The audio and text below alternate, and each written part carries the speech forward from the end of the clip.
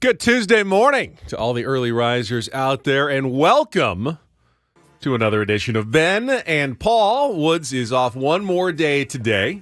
Saw at least one picture from his concert up in L.A. last night. It looked just about like I was expecting a concert in a cemetery in Hollywood to look like, based on his picture. But we'll have to get the story from Woods when he gets back. Good morning. I am Ben Higgins. I am joined by our executive producer, imaging director, and now co-host of the program. Would you like any more titles, Paul Reindl, or is that enough for you? The very handsome. The very handsome. I don't know. The always fashionably dressed and well-heeled Paul Reindl, because he likes shoes. He's got lots of different kinds of shoes that he wears. What are you wearing today, by the way? Today, I am wearing the Nike Polaroids. Oh, wow. Well, look at those. They're a Polaroid and Nike collaboration. I can see that the Polaroid logo rainbow-colored swoosh on the side of your shoes. Got lucky. Got those on a drop. I won them. Oh, yeah. I've seen those people online trying to qualify to buy something very expensive. Like when you win, your prize is actually getting to spend money, correct? Yeah. So I use the Sneakers app, SNKRS. Yes, because vowels are out. Right. It's 2023. Vowels. Come on, what are you doing? We don't have time for vowels. And it's connected to your Nike app, which is connected to your debit card or your credit card. And when you submit for the drop, like the shoes drop at 7 a.m., you enter the lottery. And if you are selected, it already knows what size you are, like what size you want. So if they have the size and you are selected, your card will be immediately charged. You don't get the chance to change your mind. Back out, no. Nope, you get charged immediately, and they show up a few days later. It's a brilliant marketing concept because, in the history of companies selling things, used to be the strategy was, well, let's just make enough for everyone who wants to buy them, and then when they buy them, we'll sell them to them when they want them, and we'll send them to them. But this is we're going to make way fewer than the number of items that people want to buy. Yep. And we're going to make them enter a contest, essentially, so they have the privilege of paying us for said product if they actually win the contest. And somehow this creates a lot more buzz and excitement over their product than it would otherwise. Yeah. How many would you say you enter a year? Well, I only enter maybe 2 or 3 a Just year. the ones you really, really want. Because they're, $150 right. minimum usually. But I would imagine you get them for like face value, like the same, like Correct. the Nike price, not $400 or something like that. So usually my rule with those are I'm only entering to win something that I really want, because it's kind of like if I get it, it's meant to be, and I'm happy with that. But I'm sure there are people who enter every single one of them and then resell them if they win them. Oh yeah, that's a huge market. Yeah, for much higher prices. Oh yeah. Now, that's not me, but trust me, I know people that do that, and it happens all the time. People will just sign up for whatever they can get, and then there will be a demand for them. You can go online and sell them immediately. It's kind of like the resale ticket market for a big-time event. A little bit. The team will sell tickets at face value, and then a bunch of people will jump in at the first moment and buy large blocks of tickets. And yes, I'm talking about you online ticket brokers. And then we'll sell them for, sometimes double, triple, 10 times the face value price to the general public out there. Really not adding any value at all to the product. That money, in a fair world, would go to the person providing the entertainment, the sports team, the athletes, whoever that you're going, the concert, the artists, sure, the people who are putting that on. But you're talking to a guy that had 2 Taylor Swift tickets a couple of months ago, and there was like a 5-second conversation with Megan going, we could sell these and make a lot of money. She had never been to a Taylor Swift concert before. It was totally worth it. We had a great time, no regrets. But you felt like you had Super Bowl tickets for that thing. And you're like, we could like triple our money right now. I'm not a politician. I would be a very bad politician. I think you'd be a great politician. Well, I mean, I think people would like.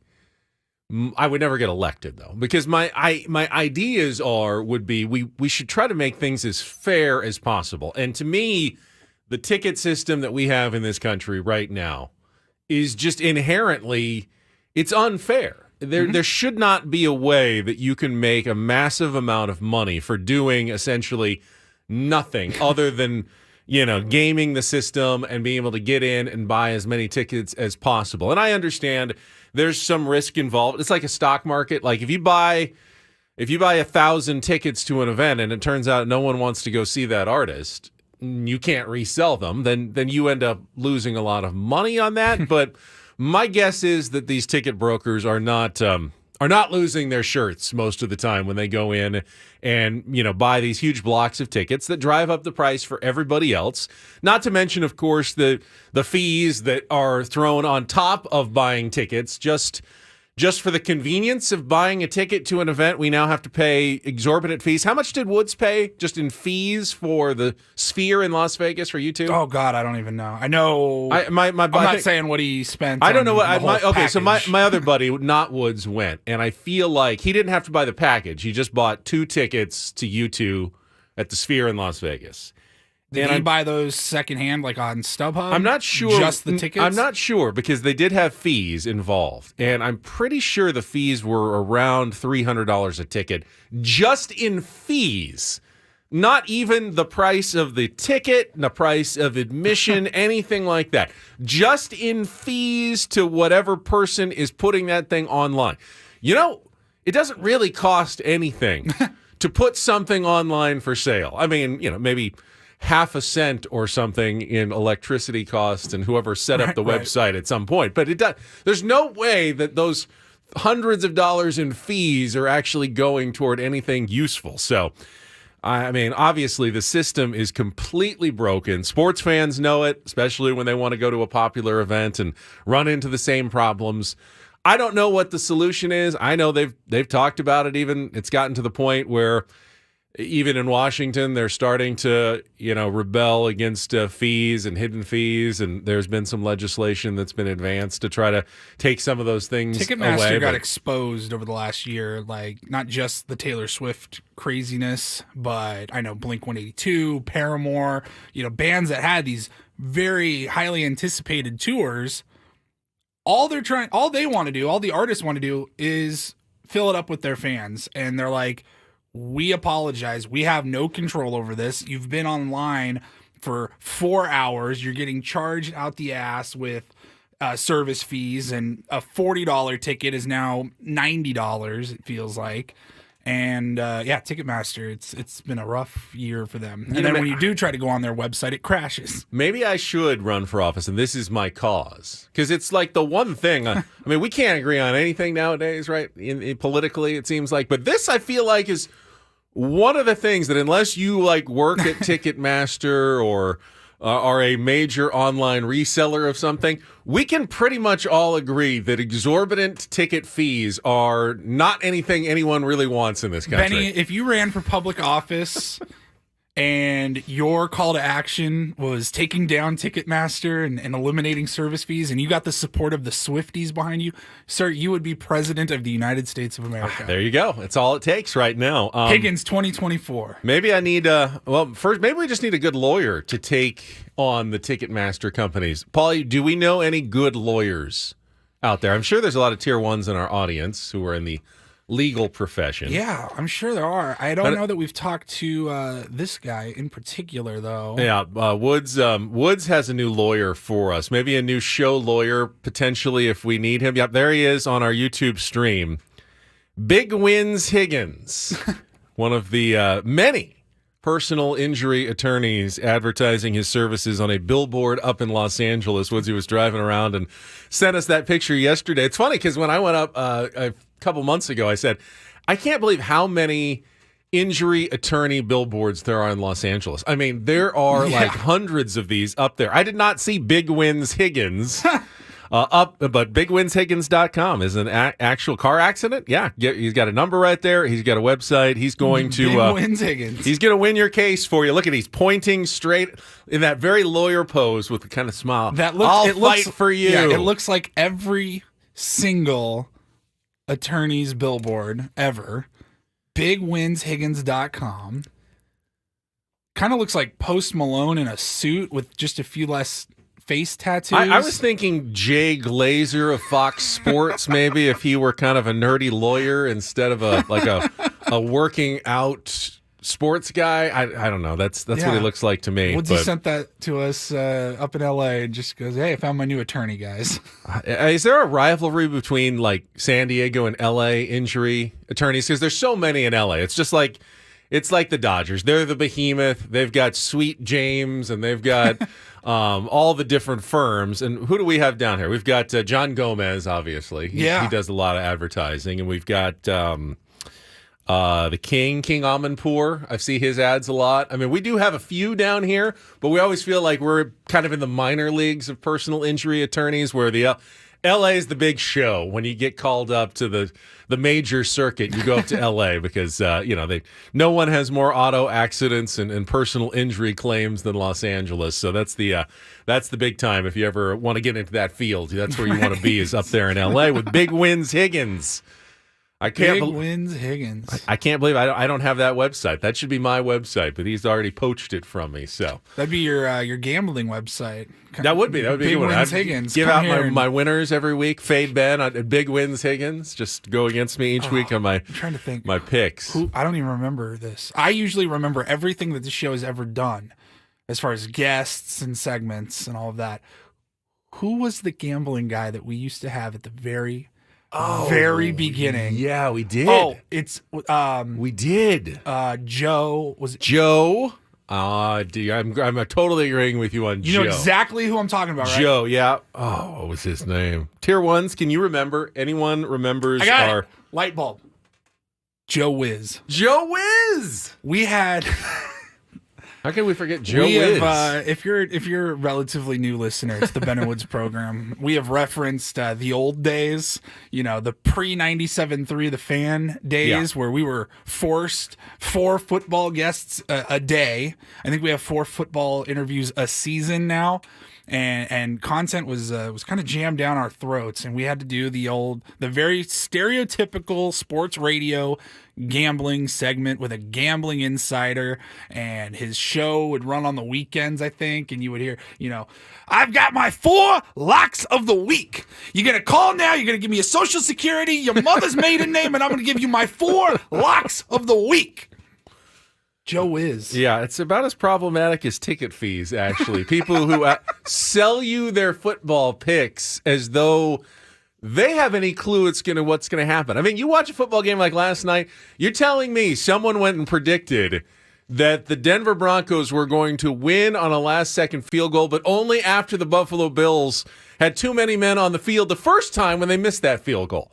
There's no way to totally predict sports. And if you're charging people for that service, you're kind of a con man. Well, you're kind of a con man. I see it all the time. People are like, "Oh, here, go to my website. I've got my college football locks of the weekend." You go and you look, and they always put it right at the top. Here's my season record, and it's like 34, 43, and 2 or something. I'm like, that's not good. Great. That's not good. That's not good at all. Actually, a coin could actually probably do as good or better than that just by flipping one. Well, with Woods gone today, speaking of never doing football interviews, we have 2 kind of football-adjacent interviews at least today. Not totally, but coming up at 7:35 this morning, going to catch up with an old friend. Met him a long time ago, actually, through his Chargers fandom, which he continues to this day. We had that discussion yesterday. I can't do it anymore, but Eric Stangel is the former head writer for David Letterman. He's got a couple of other entertainment projects, writing projects that he's gone on over the years, and just wanted to see. Don't sell that like it's a football interview. It's not a football interview, but that's how we did meet long ago, and just wanted to catch up with him, see what he's been up to. Much more than his football fandom. I'm more interested on the television writing and I think it's the fascinating. strike. And Yeah, I everything mean, they just came off entertainment that to writer's us. strike and all the shows coming back again. Seemed like a good time to catch up with Eric and to see what he's been up to.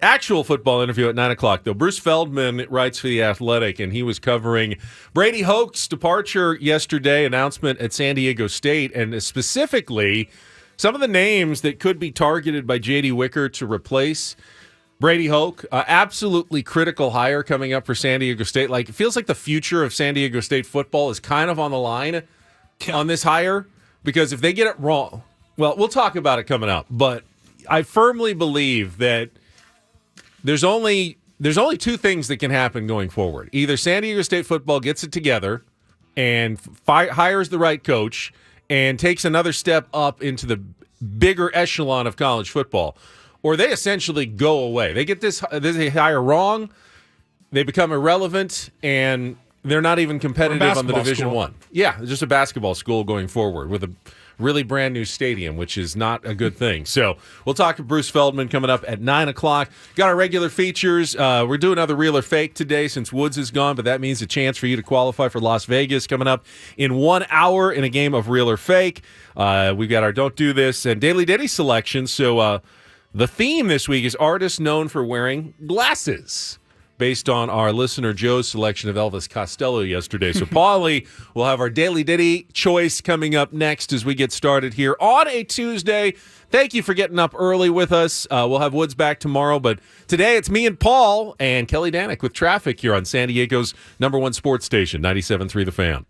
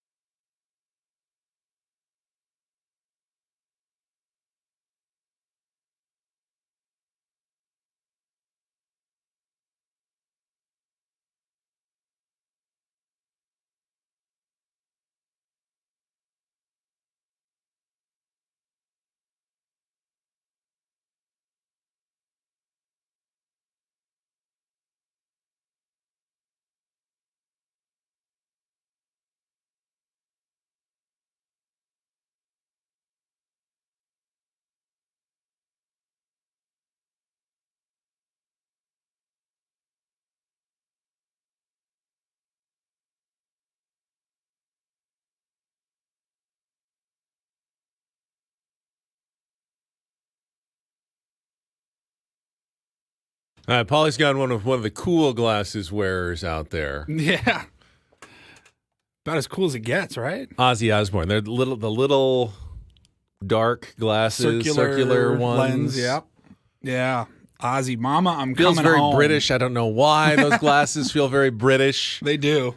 But I want to thank all the cooler artists out there who made it a little more acceptable to wear glasses. Remember when I don't know if it was like this when you were growing up, but the kids who wore glasses were not cool. I mean, they have 4 eyes. Yeah, it was sad. I mean, that's horrible. Think about that. And I hope I didn't partake in any of that. I didn't have to wear glasses growing up, but the kids that did, you felt bad for them. I don't know why. They just didn't have great vision, and that was the way to correct it. You're not going to get little kids to contacts put contact in there. lenses They had in. to wear glasses. You couldn't get LASIK surgery back when I was growing up. So, dude, I'm 33 and I don't like putting contact lenses in. So, yeah, they had to wear glasses. It's not their fault. They didn't do anything wrong, and yet they got made fun of at school for wearing glasses.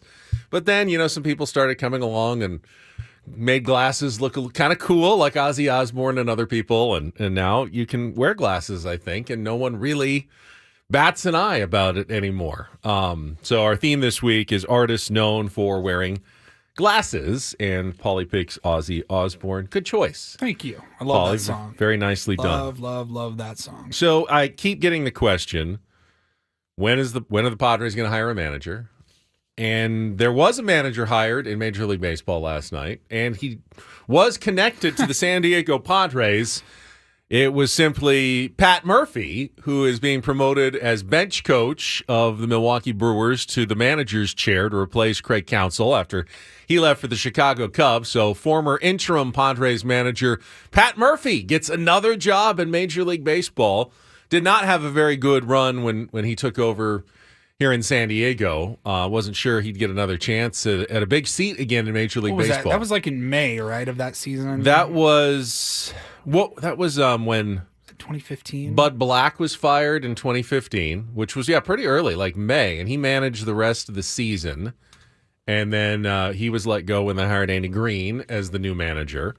And then Andy Green was let go, and I believe who's the bullpen coach that took over? June 16th, the team named Pat Murphy. And then we had Rob Barajas was interim manager after Andy Green was, for like a week. Dave Roberts did it for a day, and then Pat Murphy was the manager that season. Right. And then Andy Green, then Rod Barajas for like the last Ben, week. you do a great job. I think Rod only won like one game the entire Went like 1-5. Not 1-7 or something like that. Then Jay Stingler was hired, and he actually didn't get fired until the season was over, so he didn't have an interim manager. And then we had Bob Melvin come in, and now we've got no one at the moment. Still waiting for the Padres. They're the only team now without a manager. 29 managers out there. About 26 of them are former Padres managers, it feels like, in Major League Baseball. Connected to the Padres in some way. And the Padres don't have a skipper yet. And usually, I don't know if it's like this is a situation where... What's Torey Lovullo's connection to the Padres? I don't know. It's weird. It's almost weird that he doesn't have one. Right. Like, how could you be a manager in Major League Baseball without being a former Padres player, coach, ex-manager of some way? You worked in the front office at some point for the Padres, but somehow Torey Lovullo has never had anything to do with the San Diego Padres, and yet is having success. That should disqualify him from managing a National League West team. I don't think Joe Espada has any Padres connections. He was just named the manager of the Houston Astros this week. But I'm wondering whether this is a case of it's like darkest before the dawn. It's quietest right before we get the news. Because a lot of times, you get where there's smoke, there's fire, and you start hearing more talk, and then all of a sudden, boom, you've got the big news breaks, and there's a manager. We've gone the other way. There was more talk about Padres managerial interviews and the process and when AJ was going to make his decision last week. Right. This week, it's been almost completely silent. Even the national media has not really chimed in since, Morosi sent a tweet, Sunday night, early Monday morning that, AJ's getting close, probably by the middle of this week. But it was a very nothing Had tweet. no new names. It was very vague. It didn't have any specifics. It was a really nothing tweet. Could hire a manager this week? Yeah. Could not. We'll find out. And yesterday, they literally, like nothing the entire day. I kept wondering, because I had a very busy day yesterday at work, obviously, with the Brady Hoke news, and I had my Monday night post-game show that we do on Channel 10, and I was just my hair was on fire, like pretty much the moment I got to work around 2 o'clock. And I was just hoping, don't make this the day that you hire a manager, because I've got plenty of news today. There are 365 days of sports news I need to fill every year. I don't need two of the bigger stories on the exact same day. We need to space this out a little bit. So thank you at least to AJ Preller for not dropping that last night when I was busy with the Brady Hoke and my show and everything. So now going forward today, if you want to do it today, tomorrow actually would be good. If you're working around my calendar, tomorrow looks really good to me, actually. You hear that, AJ? So, listening? Yeah, if that is any part of the consideration, your courtesy of my schedule, I would like tomorrow as the day the Padres hire a new manager. I don't know, man. I said it yesterday. We had Sammy Levitt in studio. We were kicking around ideas about the manager, and I said the longer this thing goes on, the more I start to think it might be Ryan Flaherty. Just because I think if I'm AJ Preller and the team, that's the hardest sell to the fan base. A rookie manager, you know him a little bit. He's been here in San Diego, but a first-time rookie manager after letting go of Bob Melvin or letting him go to San Francisco, that would be the complete opposite. That would definitely be different. But we've seen it happen here before. It hasn't worked out well. That would be a tough sell. The longer this goes on. Now, if I wanted to think glass... Do you feel like they're like putting it off because, like making... Like a Friday news dump. Keeping the bad news out of the public as long as possible. Wednesday evening before Thanksgiving, maybe, next week. Now, that's like kind of a glass half empty for me because Flaherty's not my top choice. I would say Benjamin Heel is still my top choice.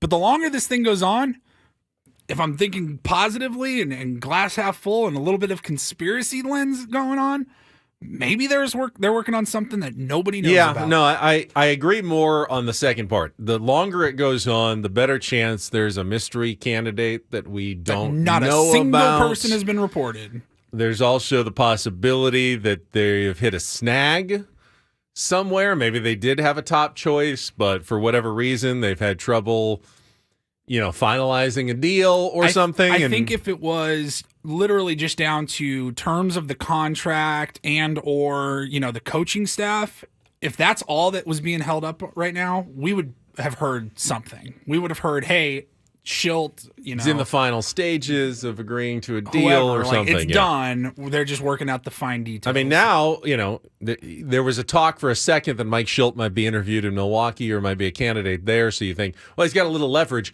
No leverage for anyone now. Padres are the only job out there. So you can't go, well, it's an okay offer, AJ, but I do have the Milwaukee Brewers. No, you don't. There's no other managerial jobs. If you want to be a manager now, next year in Major League Baseball, there's only one team that you can sign with. That's the San Diego Padres. So we'll see if something breaks today, tomorrow. But again, it's very quiet.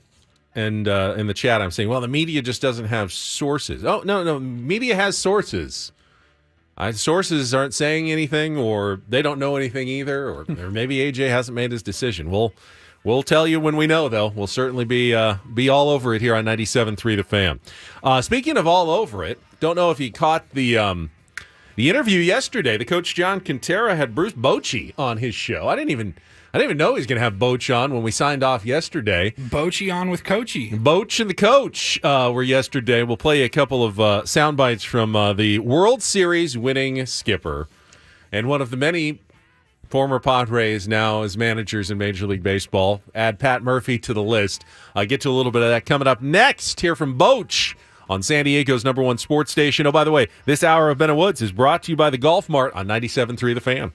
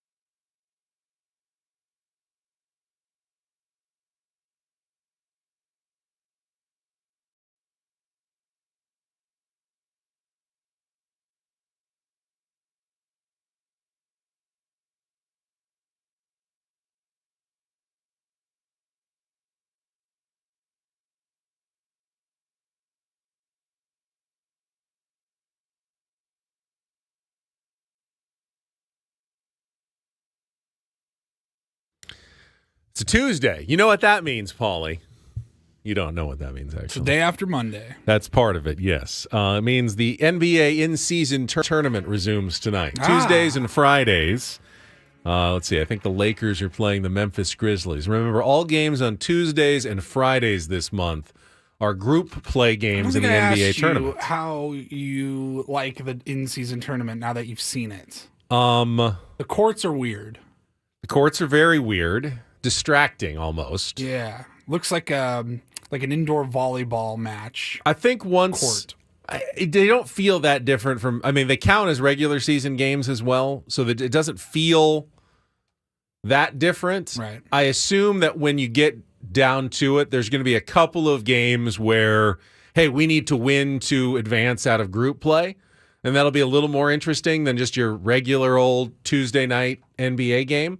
Right now, everyone's either 1-0 or 0-1 basically, and in group play, only the winners of the groups and one wild card advance. It will be kind of cool when they get down to the quarterfinals, single elimination. And then the Final Four in Las Vegas will be probably kind of fun. That's regular next month. Season games that feel a little more special than your typical games. So it is Tuesday.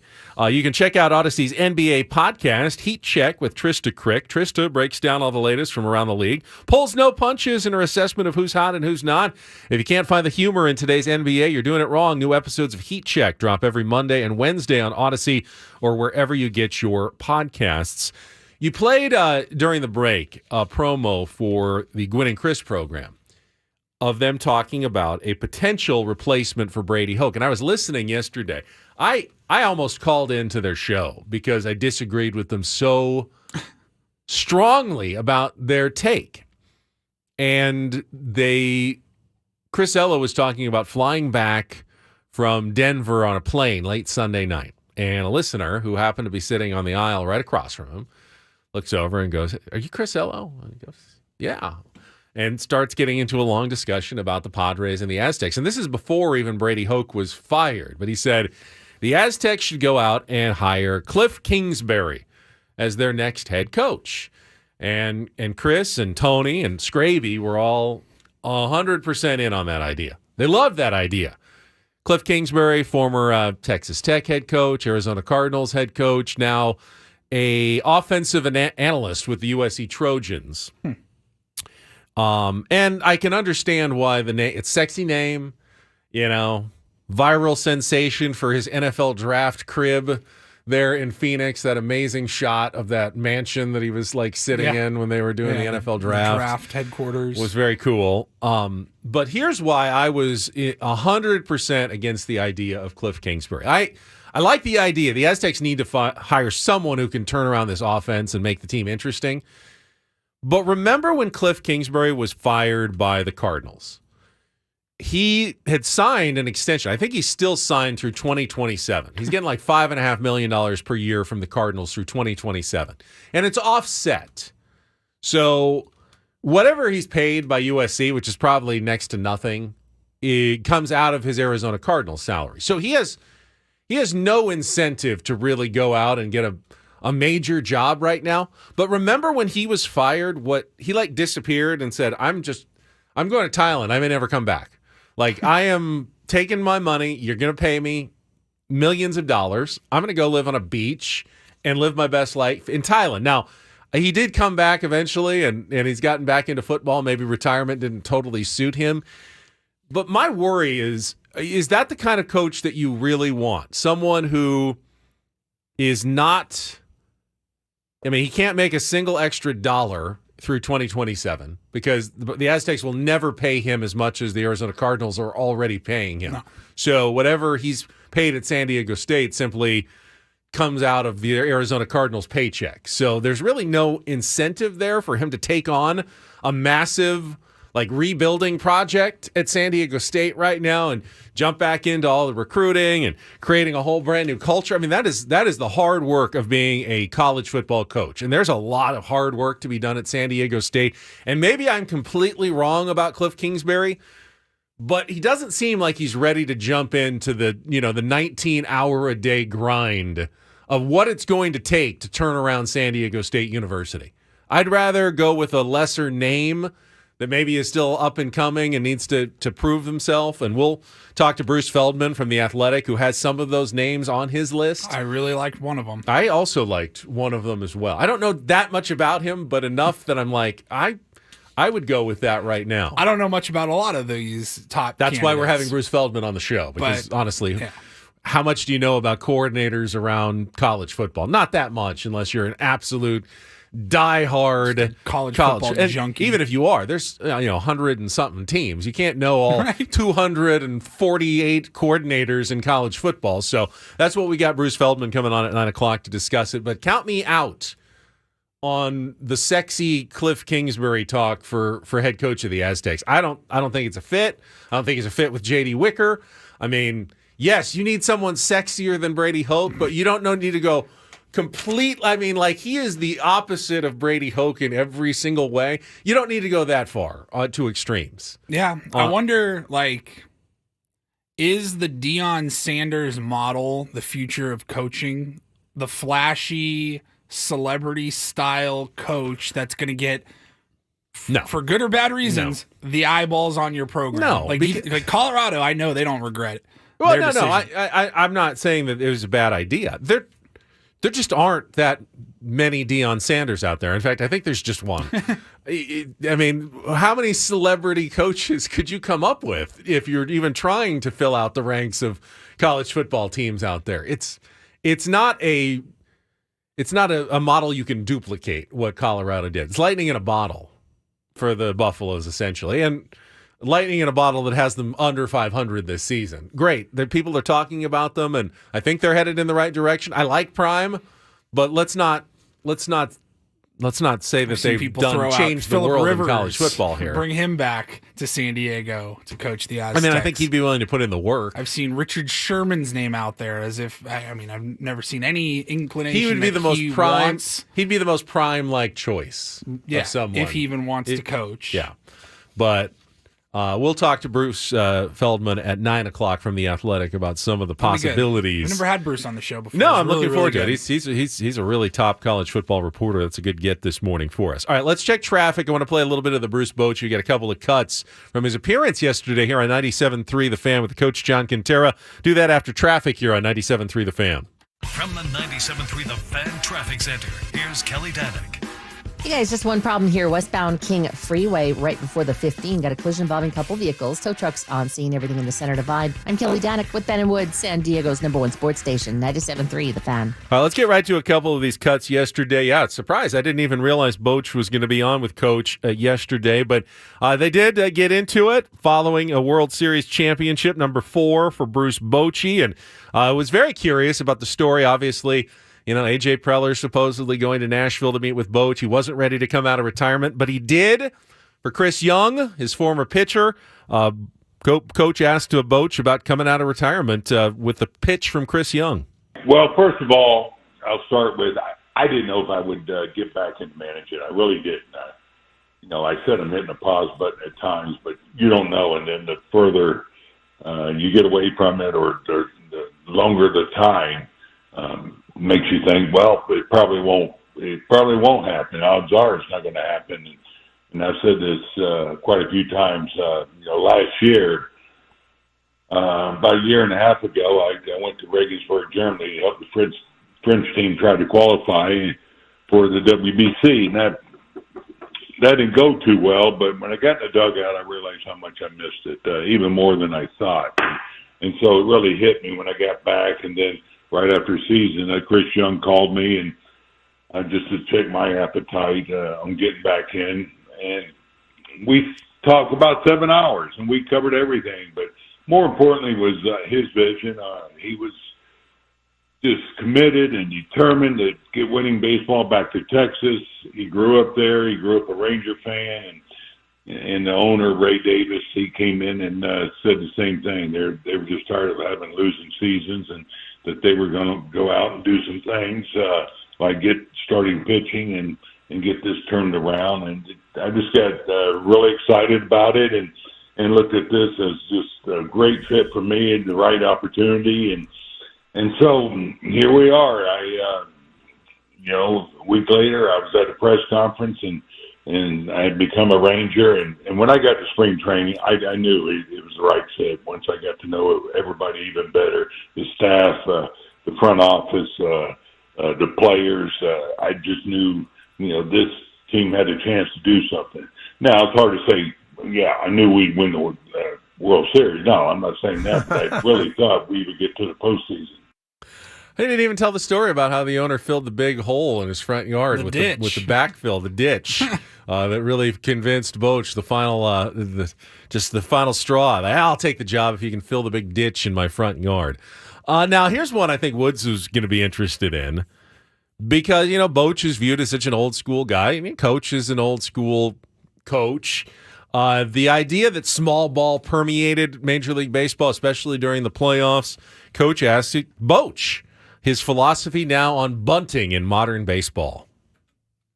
I think there's a time for it. I do. I'm not a big believer in bunting. A better hitter, I'm talking about the hitter that's up, for a guy that's probably not quite as good and put the onus on him to drive in the run. Now, when they guarantee you a run when you bunt, I'm all in. But you look at the pitching now. I mean, with these power arms. Now, when you bunt a guy over, you're saying, okay, we're going to put on the next guy to get him in. Or if it's first and second, or a man on second, you're going to bunt him the third with one out. You got a guy out there throwing 100. They're going to bring the infield in. It's still it's not an easy job. It's not like that sack fly is automatic. That's probably why I don't bunt as much. I did a few times. I think you look at the team we played in the World Series, Arizona. They did bunt a lot. That was their style of baseball. And I like that brand of baseball. I have played it. I think it's up to the manager to adapt to every club that he has.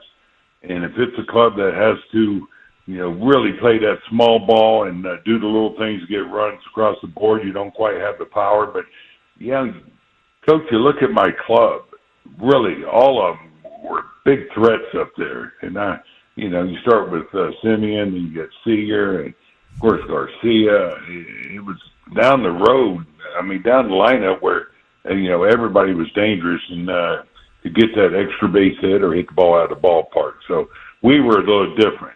Arizona played a different ball. They worked for them. So, if I had their club, I guarantee I'd be bunting more. Now, what I will say, I'll add to this, I'm getting a little long, is I miss having a pitcher in the lineup. I do, because I thought that brought a lot more strategy, a lot more bunting, things like that. So that's out of the game now. And now you have a DH, so you just don't have that many weak hitters in the lineup like you used to. All right, can that pretty much end the conversation about Padres need to bunt more? They're not playing enough small ball. Bruce Bochy, as old school baseball as it gets, Bruce Bochy says... Bruce Bochy, the guy that misses having the pitcher in the lineup. It doesn't really make a lot of sense to be bunting in modern baseball. Unless they are absolutely conceding, like, runner on third, and they got the corner infielders back, and, you want that run. Okay, lay down a bunt. You can safety squeeze them home. If you get a horrible hitter up and you want to get a runner maybe from second to third or first to second with just one out, but there's too many good hitters. There's too much possibility of extra base hits and home runs to give the other team an out. Even Bruce Bochy says it. So all the fans out there who keep saying the Padres need to play more small ball, they need to find a manager who's going to bunt more, bring back the fundamentals of baseball. Those aren't the fundamentals of baseball anymore. Bruce Bochy just told you. As smart as Bruce Bochy is, he knows bunting is not the way to find success in modern Major League Baseball, especially without pitchers hitting, with a designated hitter, with everybody having power essentially now, to hit, double-digit home runs in Major League Baseball every season. Bunting is a thing of the past in baseball. It's not coming back, nor should it come back, and let's stop trying to make it come back in baseball nowadays. Thanks, Boch. That was a nice, fun surprise appearance on 97.3 The Fan yesterday from, one of the 29 teams that do have a manager currently. Must be nice to have a manager. In Major League Baseball. Yeah, we'd have a manager on our show if we had one here in town. We don't. Still waiting on that. Also going to get to a little game of real or fake, qualify for Las Vegas. Coming up next here with Ben and Paul on 97.3 The Fan.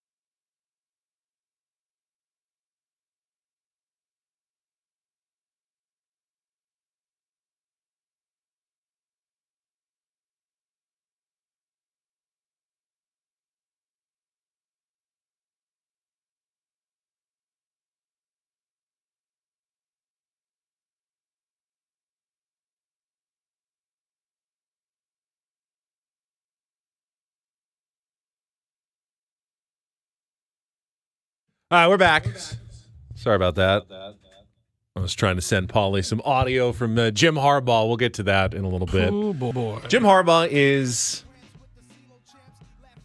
one of the oddest cats you're going to find in all of football. There's no two ways around it. He's had a lot of success, but even going back to his days coaching USD as quarterback, I don't think we knew when he was quarterback of the Bears and the Chargers for a little while. I don't think even back then we knew how different of a fellow Jim Harbaugh really was. He's a different cat, man. He just full disclosure, the audio that Ben was sending me during the commercial break right there, he was like, "Hey, do you have the Jim Harbaugh audio?" This was, of course, Jim Harbaugh suspended for cheating, essentially, and he did a big press conference yesterday. We weren't really looking for the audio about the scandal. It was, do you have the Judge Judy audio, the Judge Judy references?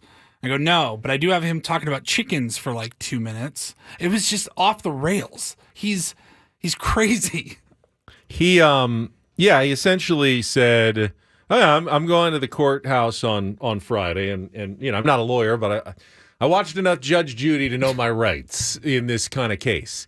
You're not on trial. No one's trying to put you in jail. This is the crazy thing about Michigan football right now. They're the one who put everyone in a bad situation. And I've gotten some Michigan fans on my timeline who have been mad at me for it wasn't really against the rules. Yeah, you can't advance scout, but stealing signs isn't specifically against the rules, so the Big Ten can't punish Michigan, and they certainly can't suspend Harbaugh without due process." The point of sports is to try to create, at least in theory, a level playing field with the same rules for both teams. And then you hope that both teams would abide by the same code so that you can decide who's the better squad based on who plays better on the field on a Saturday or a Sunday or whenever they match up. It's why the Houston Astros sign stealing scandal offended all of us so much. It takes away from why we really watch sports, and that is who is better on this given day, who has done their job better, put in the work better, and performs better on the highest stages. And when you add an element of deviousness, of sign stealing, of Deflategate in the NFL, when there's something that gives one team an inherent advantage over the other, to me, it kind of wrecks our experience as fans. You don't feel like you're watching what you signed up to watch in the first place. That's why I think people are mad at Michigan right now. Michigan, who already has a ton of advantages. It's not a level playing field in college football. It's not. We know that there's haves and have-nots. Michigan is one of the biggest haves in all of college football, right there with Ohio State and Alabama and Georgia.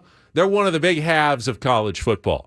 I could almost understand if a team like Indiana football or, a lower level team was trying to do something to just kind of level the playing field a little bit. Hey, we can't compete with them in recruiting dollars or NIL money. Let's see if we can get a little smarter. Maybe we can go steal some of their signals and at least try to even things up a little bit. But Michigan already is the behemoth of the Big Ten, one of the two behemoths of the Big Ten. For them to be going out and then doing this on top of it, it's distasteful. It's an insult, I think, to fans everywhere when teams try to do this. Because if you're winning, that inherently means that you're probably beating the brains out of some other team's school, some other team that other fans are cheering for that didn't have a fun experience when they lost 42-3 to Michigan. By the way, a Michigan team that knew when a running play or a passing play was coming, or they knew when the opposing team was going to blitz or not blitz. That makes a big difference. You can say all you want about, hey, you still have to stop it. Hey, we know what's coming, that you still have to go out and execute your plays. If a team knows what's coming, it's absolutely an advantage. If they didn't, then misdirection wouldn't have any place in football. What's the point of faking? It's because you want them to think you're doing one thing when you're actually doing something else, because that helps you on a football field. It's such a weird argument that, stealing signs doesn't really make a big difference because you still have to tackle and you still have to block and you have to go out and execute. That's what Dion said. Are you kidding me? It makes a huge difference. If you don't know what's coming, if you don't know if it's going to be a passing play or a running play, makes all the difference in the world. The screenplay is designed to basically, invite the blitz in so you can then beat that. If they don't blitz on a screen can't work. You've basically blown up that play. So if you know the opposing offense is running a screen play, what do? You just wait around and go, we're not falling into that trap. We're just going to wait, and I see the running back coming out of the backfield, and we're just going to cover him. We're not going to run right by him thinking, oh, he's going to block to try to protect his quarterback. No, he's not. He's going to let us right by and slip past us, so they throw a 5-yard pass to him, and he starts running down the field. You're telling me that if you knew that was coming, that wouldn't be an advantage? Of course it's a huge advantage. Michigan fans to say otherwise is very disingenuous. We'll play some of that audio when it finally gets over to Paulie, but I wanted to bring that up. We need a contestant for Real or Fake today.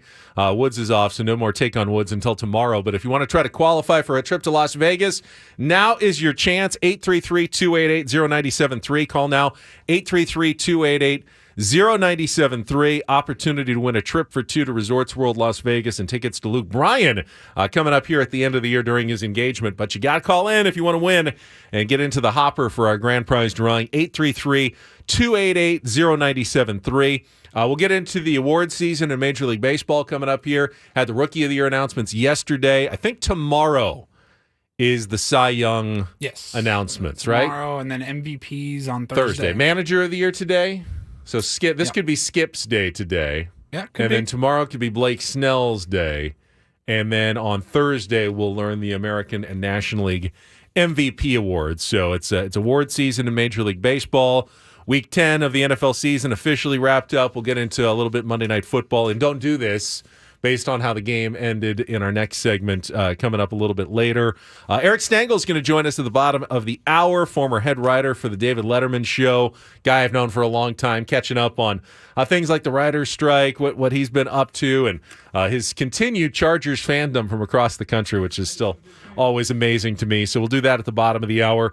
Longtime friend and been a listener, and I've always enjoyed his stuff on social media as well. So we'll do that at the bottom of the hour as well. Woodsy will be back tomorrow after his trip to L.A. He'll give us his stories of his concert at a cemetery in Hollywood. If you're following him on Twitter, he had one picture last night that pretty much looked like I expected a Hollywood cemetery concert to look like. So I see we got a lot of people calling in for our game. Let's play a little Real or Fake.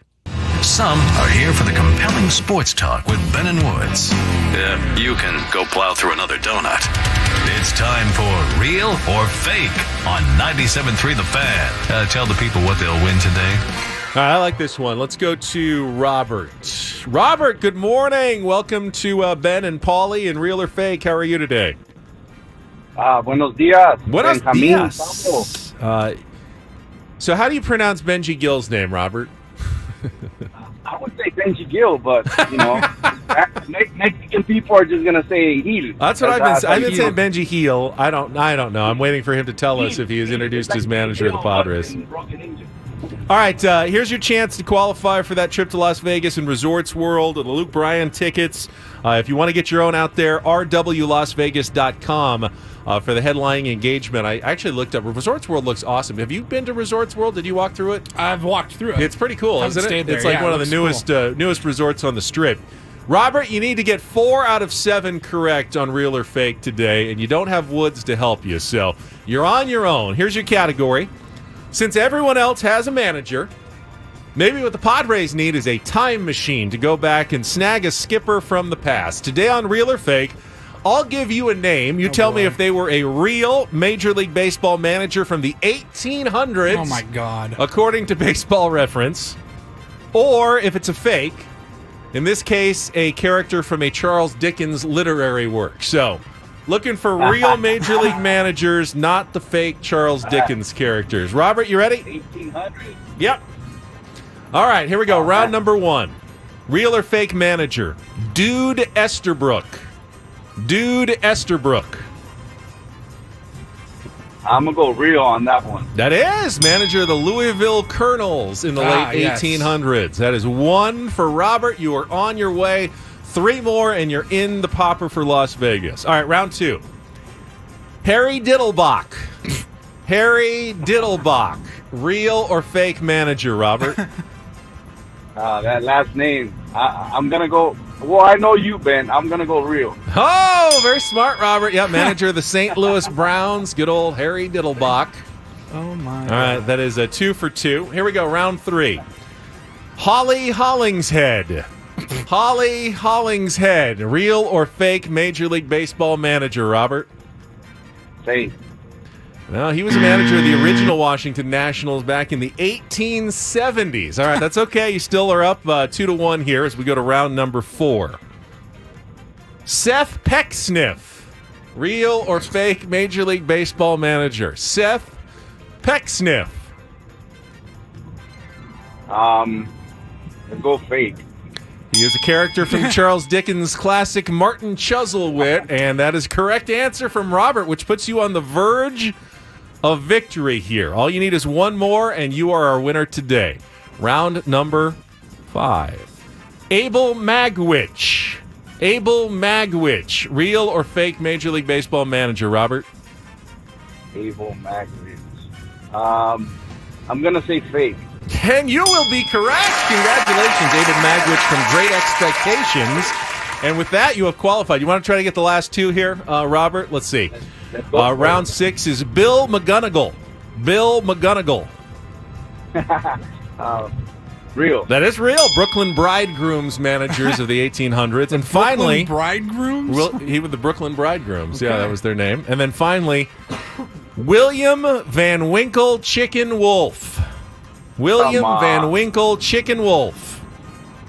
Real. No, I'm saying it's fake. No, he was real. He was another Colonel's manager. Yeah, Chicken Wolf, also real name William Van Winkle Wolf. But that's okay.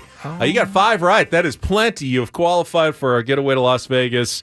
Stay on the line, Robert. Paulie will get your information during the break, probably after traffic there. So hang on a couple of minutes, and hopefully you will be on your way to Resorts World at the end of the month here in November. Congratulations. We'll get back to some Take on Woods tomorrow when he gets back from his days off. Those names absolutely floored me. I didn't make a single one of those up. Harry Diddlebach was an actual manager. So was Holly Hollingshead. And Seth Pecksniff was a character of Charles Dickens. There's a lot of work for me to do with this segment. I don't know exactly what that work entails just yet. You're trying to figure it out. But I know that there's it's a something project there. for you coming up. Yeah, I've got my afternoon set. Thank you very much. You're for welcome. These last 2 minutes. I didn't. These are real names, Paulie. I'm not being coy. I'm not trying to be funny. I'm just reading out real names from BaseballReference.com. They were all in there. Okay. I was looking it up last night for the game. All right, we will come back with Don't Do This, including a absolutely tragic ending for Monday Night Football for the Buffalo Bills last night. What are you doing? What are you doing? I don't know, but it keeps happening. I mean, not this specific thing, but like Charger-like losses for the Buffalo Bills over and over again. It's a problem for Sean McDermott. We'll get to that and more coming up next after our check of traffic here on Ben and Paul this morning. This hour of the show brought to you by Smart and Final. Score a Turkey Day touchdown when you shop your whole feast in one trip, and that's it at Smart and Final. Use promo code SFThanks for free delivery on your next order. Back after traffic on 97.3 The Fan.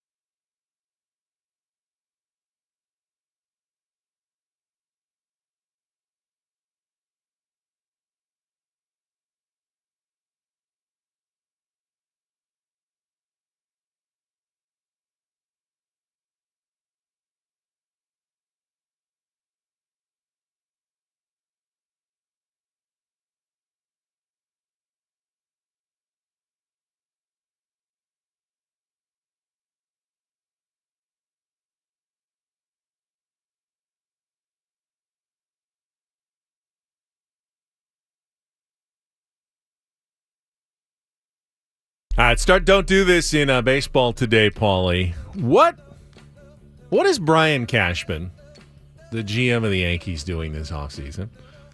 He's having an interesting couple weeks. Has he lost his mind? Is he trying to get fired? That's what I was going to say. Is he trying to lose his job? I mean, George Costanza style, working for the Yankees and just like saying the opposite of what he should be saying right. every time. That feels like that's what he's doing. I hearken back, I think it was just last week. It was a week ago today. A week ago today, when Brian Cashman was flexing on the Yankees' lack of analytics.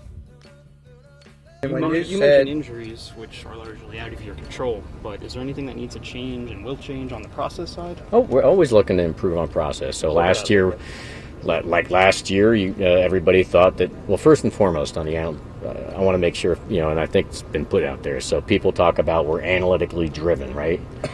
Do you know where the least large, we have the smallest analytics department in the American League East? Is that a shocker to you guys? We have the largest pro scouting department in all of baseball. Is that a shocker to you, to everybody? I mean, he goes on and on, but yeah. yes, like that's not the flex you think it is. I don't think claiming that you invest the least in your analytics department in your division is quite the point of pride that you're making it out to be. But double down yesterday on a different comment. Now, I understand that I'm sure GMs can be frustrated with some of their players, especially when they're not available.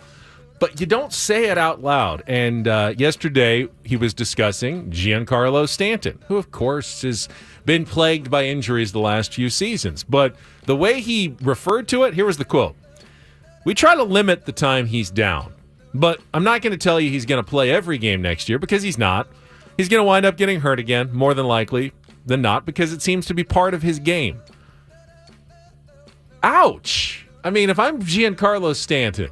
That's I'm hearing my general manager say that getting hurt is part of my game. like really. And I'm going, is that really is that the narrative we're pushing now out there? Can you trade me or get me somewhere else where someone would like to have me on the team? Because it sure sounds like you hate having me on your team when you talk like that. We're trying to limit the time he's down, but not going to tell you he's going to play every game next year because he's not. He's going to wind up getting hurt again more likely than not because it seems to be part of his game. Ouch, God. Brian Cashman. That's a self-inflicted wound. No one is forcing you into a comment like that. That is obviously going to sting in your own locker room right now. Plus, even if you wanted to trade him now, you're making it harder to do so, especially with his salary. What about that injury history, Brian Cashman? What injury history? The one that you were talking about the other day publicly. He's either trying to lose his job or get his ass kicked. I'm not sure which, but it doesn't make a lot of sense. Very weird week for Brian Cashman to be on Don't Do This Twice, the Yankees GM. Yeah. Not great. All right, Benny, let's go to Monday Night Football last night. My goodness. Buffalo, what are you doing? So in the fourth quarter, Denver had a 21-15 lead late in the game. Buffalo... By the way, I don't know how they built that lead.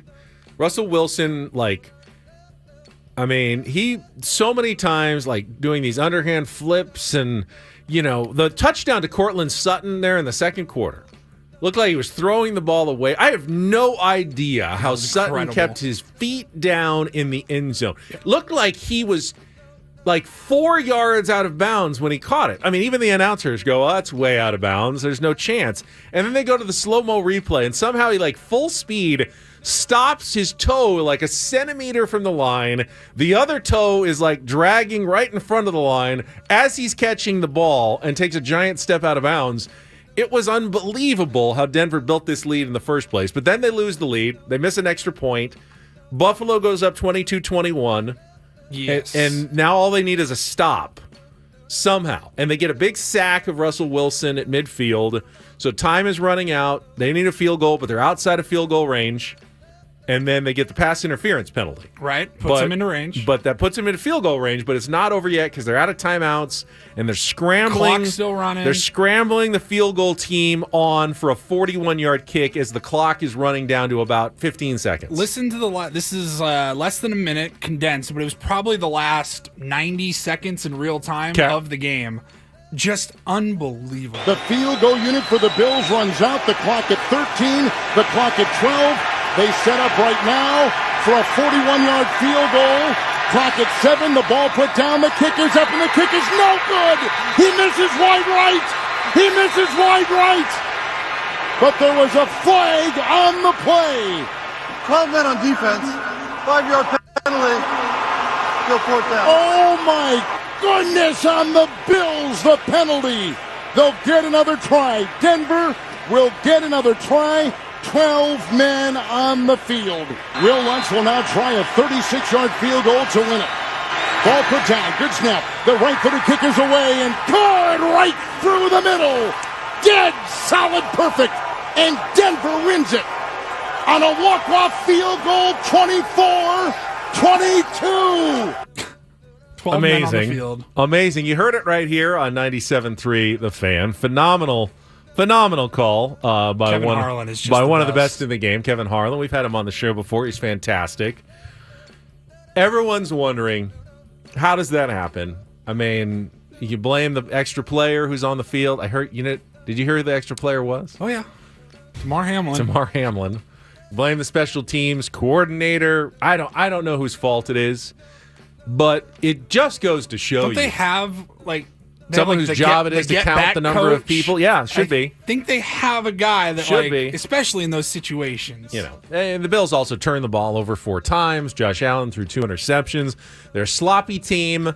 It doesn't reflect well on Sean McDermott, who was one of the hottest coaching names a couple of years ago, but his star has dulled greatly in the last couple of years because he doesn't feel like he's getting the most out of his quarterback or his team's talent. They lose all kinds of crazy games at the end on Hail Marys, Kyler Murray, all kinds of weird plays that cost the Buffalo Bills. They had the playoffs against the Chiefs when Patrick Mahomes had like 13 seconds to go down the field and beat them. They just keep making mistakes and shooting themselves in the foot. But it just goes to show you, an absolutely close football game could have been decided on any big play in the first 59 minutes and 57 seconds. But it comes down to what? The organization on the sideline of a team correctly getting the right number of players onto the field at the end. Yeah. Sometimes that's all it is you just got to be better prepared than the other team at the end. That is a brutal way to lose a football game. All right, on finally, Monday Night Football. a final little do this for a Tuesday. DD mega doo-doo. All right, it was, as we mentioned, award season has gotten underway in Major League Baseball. Yesterday, 2 unanimous Rookies of the Year. Corbin Carroll of the Arizona Diamondbacks and Gunnar Henderson of the Baltimore Orioles. But here's my do this. I like Major League Baseball's new rule implemented for this season, and they will take advantage of it, both teams, in order to try to get baseball teams to promote their top stars early and not manipulate their their salary and their accrual, their time in the major leagues before they get the arbitration clock going. They have encouraged teams by, if you have a Rookie of the Year and you promoted him at the beginning of the year, you're awarded an extra first-round draft pick the next season. It's like an incentive program, and both the Diamondbacks and the Orioles started the season with Corbin Carroll and Gunnar Henderson on the roster, and because they had success, both will receive that additional first-round pick in 2024. It's called the Prospect Promotion Incentive that the Players Union pushed for in the last collective bargaining agreement to discourage that service time manipulation that had become pretty common. And, hey, if we wait like a month to bring him up, then, he won't accrue a full service year and we'll have control over him for an extra year. That's a cool, I like that rule a lot. And now, and they're rewarded now by getting an extra first-round pick in addition to having the Rookies of the Year unanimous in both leagues. So kind of an effective strategy for both sides. I mean, I can't imagine the Diamondbacks and Orioles are too unhappy about their decision to have those guys play and be successful all year long, both teams having really good seasons. And then the Players Union going, hey, we did something right here, got them to promote guys earlier and reward them with extra draft picks. So sometimes the system does work, and in this case, I think it did. Yeah, no, I couldn't agree more. And that is don't and do this for a Tuesday. That was Don't Do This with Ben and Woods on 97.3 The Fan. All right, we're going Hollywood in our next segment. Catch up with writer, former lead writer for the David Letterman program. My friend Eric Stangel is going to join us with some stories and more. Old Charger fan friend of mine. I can't believe he still cheers for the team. He does, though. Well, he's not from here, though. It's totally different, I think, if you're not from here. Yeah, I guess. It just is not as emotional. Right. So we'll talk to Eric Stangel coming up next here on 97.3 The Fan.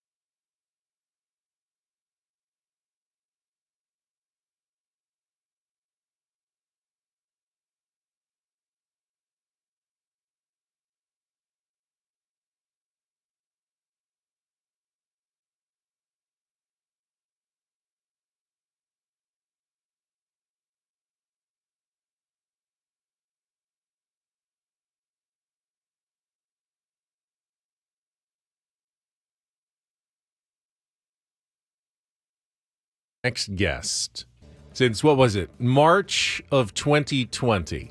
Like right at the beginning of the pandemic. I just texted Eric, and I scrolled up, and the last time I texted him was like late March 2020, and it was a different time. Yes, it was. I think, what did you say? Stay safe out there. Be safe. Hey, man, you be safe too. Yeah, well, we didn't know what was approaching. It was, in some ways, even worse than we could have imagined. But Eric Stangel, old friend, is going to join us here right after our check of traffic on 97.3 The Fan. From the 97.3 The Fan Traffic Center, here's Kelly Danick. Traffic is sponsored by AirMax, San Diego's highest-rated heating and air conditioning company. Guys, it's been a pretty uneventful ride, but no one's complaining. Just watch out for a little debris reported on the transition ramp, westbound 52, right at the northbound 805 connector. Looking for the best in HVAC? Choose AirMax, San Diego's highest-rated heating and air company. With free diagnostics on all repairs and estimates, see why over 1,100 happy customers have given AirMax 5-star Yelp reviews.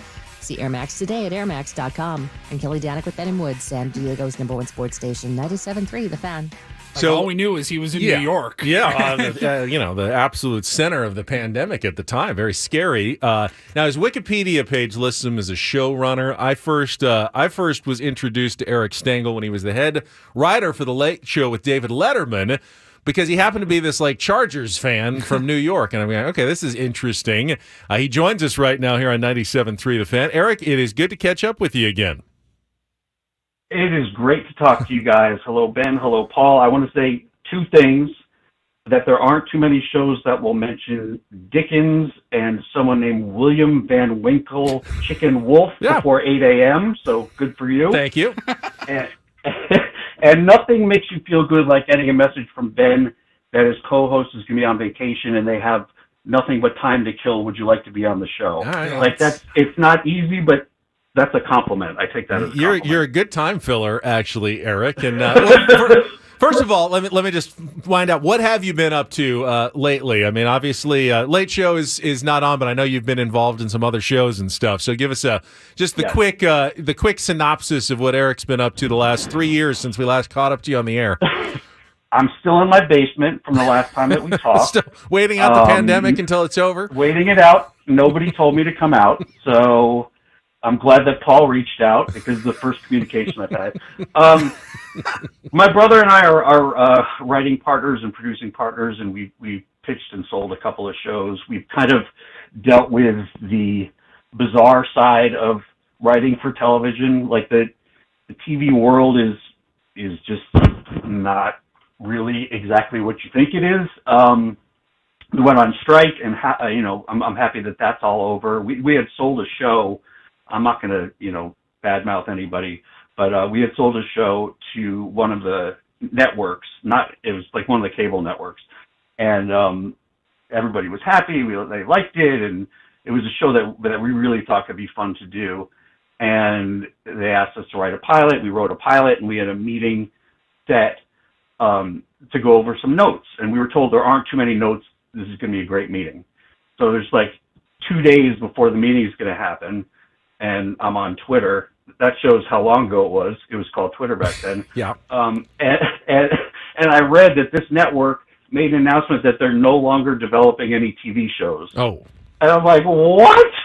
I contacted all the people that we work with, and they heard it from me.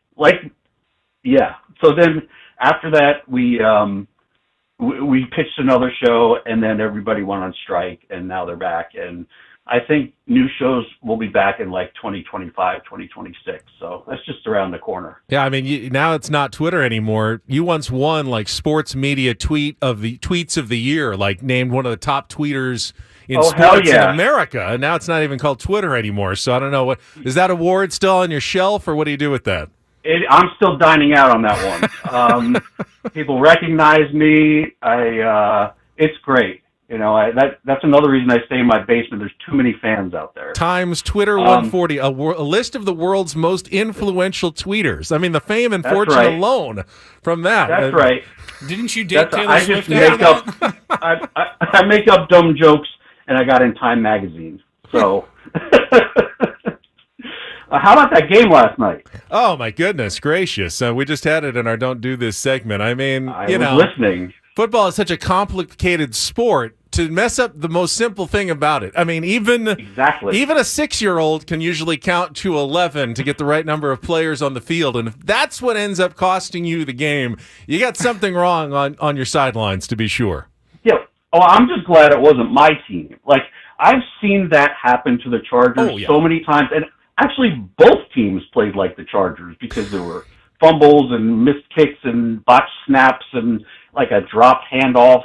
You remember there was one time when Phillip Rivers, all he had to do was like center the ball so that they could kick the winning field goal, and he fumbled it against the Chiefs and they lost the game. Yeah, I think it was Halloween, I want to say like 2011 or 2012. I remember I was at all of those games, Eric, and the Bills were very Charger-like last night, to be sure. And, it's funny. I mean, I stuck with them through all of those horrible losses and terrible seasons and mistakes from the front office and bad coaching hires. And finally, I was freed of it when they moved the team to Los Angeles. And I wasn't even sure if I was going to give up on the Chargers, but I just couldn't cheer for a team that left my city. I just knew in my heart I wasn't going to be able to do it. So now I sit back every Sunday, and as they continue to throw away games that they should win and find creative and unique ways to lose, I find myself with this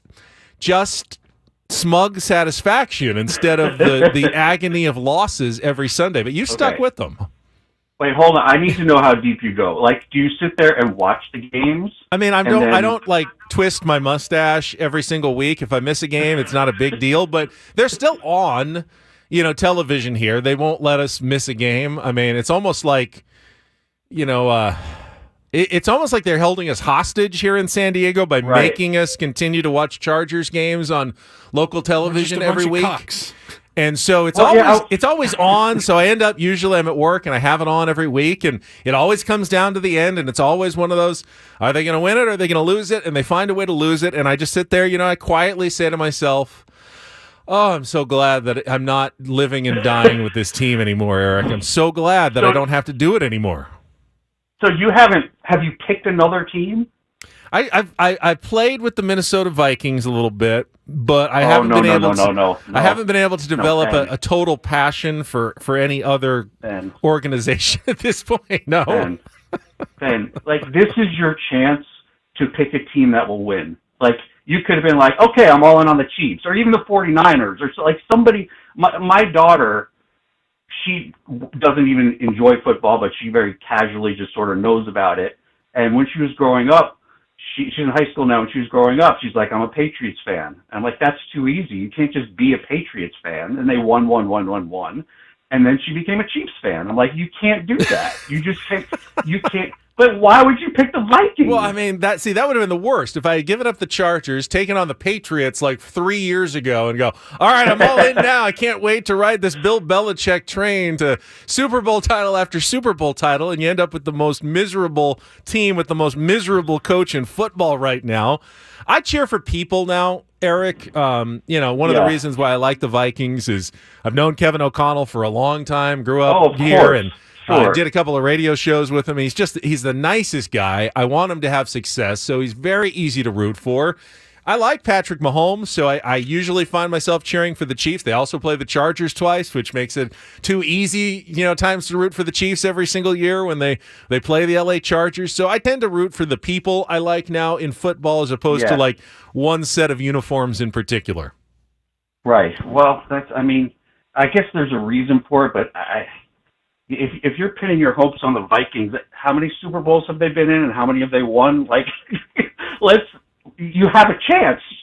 My family I get that, but I know from being a Chargers fan that there's nothing more satisfying, and from being a Padres fan, than cheering for a team that doesn't have a history of success and then enjoying when they finally get there. It's amazing. And, if they ever do get there for you, Eric, I'm sure it will be an incredible feeling. I tend to doubt it's going to happen under the current administration of the Los Angeles Chargers. You don't think? They give up 500 yards a game, and the coach is a defensive guru, and you don't think it's going to happen? I'm a little skeptical, and I'm also skeptical that the people who will pick the next coach after they fire this one are going to get it right, because they seem to get it wrong every single time. But and I don't blame you. My dad still cheers for the team. I've mentioned that many times. It's an emotional decision. You're not even tied to San Diego in any way. I mean, I think you've told me the story how you picked the Chargers long ago, but it doesn't have anything to do with the geography or where you grew up. It's more about the uniforms and the Dan Fouts. Air Coryell. And Air Coryell and that era of football. And so now you just develop. Moving 100 miles, I get it. To someone on the other side of the country, it makes very little difference. I mean, the 49ers moved almost as far when they went from Candlestick Park to Santa Clara. So why is it such a big deal for us? It just is, and the way it happened to me, it is just it was unforgivable and inexcusable, and I can't cheer for them. Now, if they move back, with different owners, I would gladly come back and be a fan again at sometime in the future. Don't see that happening right now, but again, I feel bad for you, because I know you've condemned yourself to this life of misery. I have, and my wife is much smarter than I am, and she tried to teach me something that's called sunk cost fallacy. Do you know what that is? I do. I absolutely do. That's where somebody will not abandon a strategy because they've invested so much into it over the years. Like, I keep pinning my hopes on when it happens, it's going to be amazing, but I do have like a weird shift. I used to get so mad when I would watch like the Norv Turner years, and it was Charlie Brown and Lucy with the football every week. It would be like 72 hours where I couldn't talk to anybody. I couldn't listen to sports radio. I just couldn't. Well, I would go on your show and talk about it, but I just couldn't do anything. But now, like, I've learned, and this is something that any good therapist will tell you, that if somebody behaves in a certain way, you can't control their behavior. The only thing you can control is your reaction to it. So I'm trying to make a shift, or I'm not losing my mind every week. Like, it only bothered me for about 4 or 5 hours that they lost to the Lions. I'm happy for Lions fans, honestly. I really am. We like we like Campbell. Dan Campbell's great. He's terrific. Yeah, but the fans, they're kind of like Chargers fans. They're kind of like Browns fans. Like, they should have their chance, and I hope they just knock everybody off. How great would that be? Well, I hope for you at some point, that you get to enjoy some sports fan. And we're talking to Eric Stangel. He's a showrunner, writer, a longtime friend, and I saw this in your bio. I wanted to ask you about it.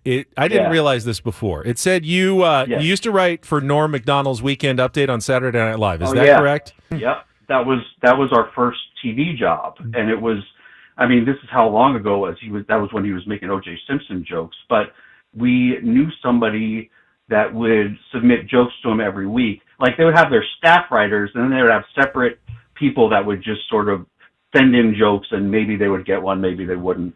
And so we were kind of on that second list. It's so long ago we used to fax jokes in, and we would hope to hear from them, and we just never did. I love Norm Macdonald so much. I'm a huge Saturday Night Live fan, and I know it's easy to crap on the show now. I still find it mostly entertaining. We would in college. So Norm Macdonald on the update was like the best that show's just ever for been. Norm Macdonald's update. We'd gather, we'd order a pizza from Round Table, we'd share it, and we'd watch Norm Macdonald's Weekend Update in college all together. And I find out now that you were responsible for hopefully some of, like, my favorite line, I think, in television history, you tell me if you wrote it or not, was the topping the charts this week, better than Ezra, coming in second, Ezra.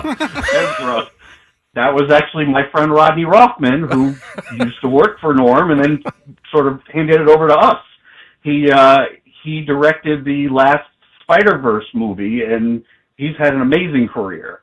But, like, Norm just, he was so dry, and if you go back on YouTube and watch some of the clips, to me the funniest things are the jokes that get absolutely nothing. And he just sort of looks up at the audience and smiles and then moves on to the next I one. mean, he was literally fearless. He was unafraid to be unfunny for long periods of time. It's terrifying for anyone, even in this job, where you're on a microphone for as long as you can. But literally, maybe my favorite line in television history with the best delivery ever, right here from Norm. And in music news, number 1 on the college charts this summer was Better Than Ezra. And at number 2, Ezra. Norm was the best. Number he one, was I the did best. love Like, that. there would be times where when we were writing for Dave, where my brother or I, we would have like a joke that didn't fit what we were doing at Late Show, and we'd be like, oh my God, you know who would do really well with this? And we would just send it to Norm for nothing. And sometimes he would use them in his act, and it was just so cool knowing that you could do that. He actually had a sports show, kind of like a sports version of The Daily Show for a little while on Comedy Central, and we used to send him jokes for that too. In fact, I believe, I don't want to take credit for it in case I'm wrong, but I believe that my brother and I were the first people to point out that Michael Jordan had a mustache of a certain dictator whose name I won't mention. Have you ever tried to get up on stage and done like your jokes yourself, or have you always only written them for other people? No, like if they tank, let somebody else feel that. I'm not doing that. I mean, Woods has done it. He is incessantly trying to get me to go up and do at least 5 or 10 minutes for like charity one time at the Comedy Store. It's been one of our plans. He says it is going up on stage to do comedy is one of the most terrifying things you can ever do in your entire life. But also one of the greatest highs. Exhilarations that he's ever had in his life. I mean, and yeah, I've done sketch comedy and I know how that feels. But see, that is completely structured. When you go out and you do stand up, if you're tanking, it's just you standing there. Yeah, I mean, do it just to say you did it, but know that you're really sticking your neck out there, man. I told you I'm still in my basement. I'm not doing anything. Well, there's always great writers behind all the great comedians and the great television shows that we watch, and they're oftentimes unheard of, unseen faces behind the scenes. And I'm always glad that we can every once in a while bring your at least voice out here into the public, Eric. And we spend so much time watching TV and consuming all this stuff, but there's people who have to go out there and make it. And it's a job and it's a living, and you've done great at it. And I appreciate you coming on with us this morning and catching us up on what you've been up to and talking a little of your LA Chargers. Thank you so much for having me. You guys are the best, and hopefully I'll talk to you sooner than 3 years. Yeah, next pandemic, we'll let you know when we need you again. Okay. Thanks, Eric. Eric Stangel, former head writer for The Late Show with David Letterman. I didn't know about that Norm Macdonald thing. That is crazy that he wrote. Literally, we watched every single week, and really just for Norm Macdonald's Weekend Update. Yeah, I've always been like the Weekend Update has always been my favorite part of Saturday Night Live. Whether it was Jimmy Fallon, Seth Meyers, Colin, and Michael now, but Norm Macdonald was the GOAT, undoubtedly. And the jokes behind the jokes, that's where you get them all. So that was fun. All right, we've got 2 hours still to go. We'll have Bruce Feldman join us to talk some college football. Reindl Report as well. All coming up. Ben and Paul on San Diego's #1 sports station, 97.3 The Fan.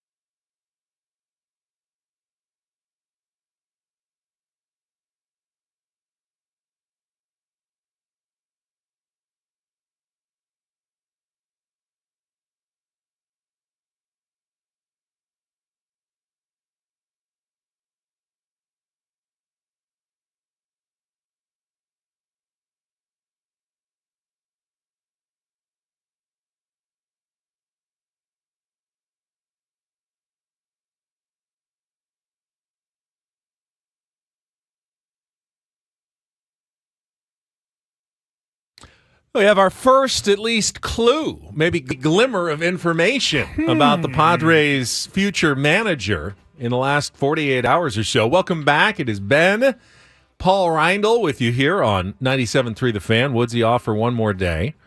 And it looks like he's going to make it all the way through his time off without missing a Padres manager being named, unless it happens in the next 2 hours.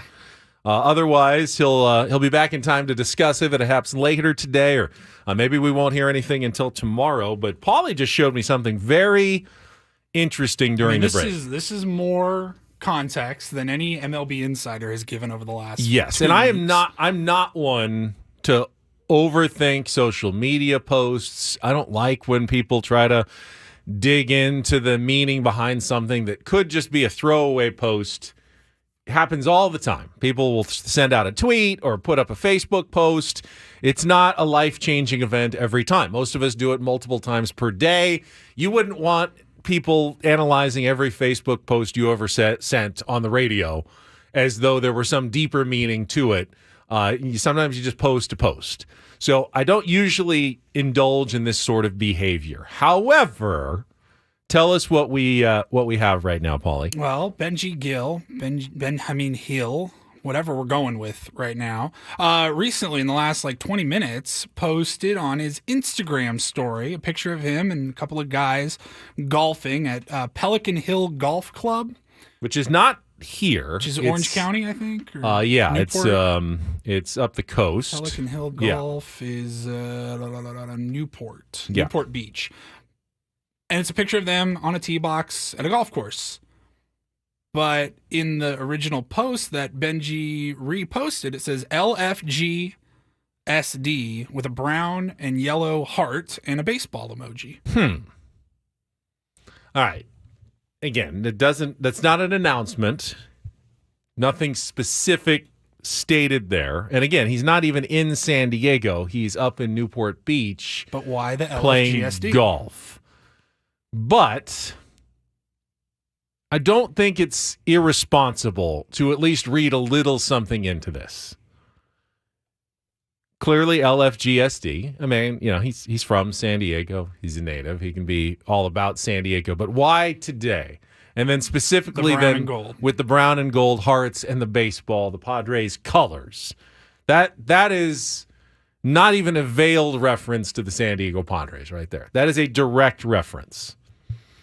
So now, again, the way Instagram works is his buddy posted this, the photo, Maru, whatever. I don't know what the handle. Yeah. His buddy posted it. Assuming one of the other people in this picture, probably. Or the person who took the picture. I don't know if the LFGSD was in that person's post, but either way, Benji Gill put it out on his story, reposted it, and it's got LFGSD with brown, gold hearts, and a baseball emoji. I mean, we know that Benji Hill was in the running to be the Padres manager. He interviewed, he talked with AJ Preller. That's been reported. That's out there. It's been out there for a week or so plus. My guess would be if it didn't go well, if, AJ called him yesterday or over the weekend and said, Benji, we appreciate you coming in and talking. Very impressive interview, but we've decided we're going to go in a different direction, with our hire, but thank you so much. We appreciate it. Would you be posting something that said LFGSD with Padres hearts and a baseball? I'm thinking right after probably not. I wouldn't think so either. Now, does it mean he's guaranteed got the job? No. But it certainly feels like he's got something cooking with the San Diego Padres. Now, maybe it's a different job. Maybe he interviewed for manager, but is going to end up as the bench coach or going to get a different job within the organization. I've got no idea, but that's very clearly pointing to Benji Hill and the Padres having some sort of connection here right now. I mean, at least positive conversations, right? Something leading in the right direction. Feels very, there's some significance to that. You cannot deny that post has some significance in this Padres managerial search. What it is, I'm not going to draw any final conclusions, but That's the most news we've had in the last, at least 48 hours. Maybe the last week. Maybe. I mean, since the, Phil Nevin news dropped, David Ross, the idea maybe. that David Ross might talk to the Padres. I mean, that's literally the last actual bit of news we've had in the Padres managerial search until that Instagram post/repost by Benji Heel. I mean, if I was making Las Vegas odds now, does that change the odds? That would change the odds for me. Benji Heel just went whatever his numbers were before. He's now a higher favorite than he was 20 minutes ago before that post. Reading tea leaves out there. I don't know. I haven't seen any Phil Nevin LFGSD posts. Sammy Levitt says this is certainly interesting. The hashtag. Not the only one making that observation this morning about what Benji Heel just posted. I mean, look, it could very well be nothing, and we're just blowing this out of proportion. But right now, that's more than anything else we've gotten in the last week. That's more than JP Morosi. The Padres could make a hire this week. Could also be next week. Could be in the next 3 months. We'll find out. Stay tuned to MLB Network. We've gotten nothing over the last few days. I mean, I'd be surprised if it wasn't in the next day or two. But for the people who are panicking, the Padres are falling behind in the off season, and they've got other things to do. They need to get this done. I would say, all right, settle down. I mean, there's no other jobs open now. They can take their time. AJ is still thinking about players and how he's going to fill his roster for next season. He doesn't need to be interviewing managers 24 hours a day. It's you can do two things at once, and the process will continue. But you feel like they've got to be in the final stages here, and that is an interesting post when a team is in its final stages. I mean, I wouldn't, if it was me and I was interviewing with the Padres to be their manager, and I didn't know if I was going to get the job. In fact, I knew someone else might be announced as the new manager today, in the next few hours, probably wouldn't post something like that. I'd be careful. I'd probably not be posting anything at all. I'd be pretty quiet on social media. I also wouldn't have posted myself at a Los Angeles Chargers game over the weekend as well if I was in the final stages of trying to become the San Diego Padres manager. So, maybe Benji Heel uses social media a little bit differently, a little less cautiously than some of the rest of us. Again, you can't read any final conclusions into that, but it's interesting. I'm just going to say that. I was interested yesterday. I had a lot of people who pushed back, and I felt bad that I was in the camp that this was the right decision for San Diego State to let go of Brady Hoke. And I understand he announced his retirement. He's pushed out the door, whatever you want to call it. J.D. Wicker didn't fire him, but he wasn't going to come back as the coach of the Aztecs next season. And I got, even at work yesterday, I was talking to Kimberly Hunt, and they were saying, well, I mean, he did a lot of good things as the head coach at San Diego State. And he should be, applauded on the way out the door. And I felt bad because I said, he did have a couple of good seasons. His second season in 2010 was really good. And then he went and became the head coach at Michigan.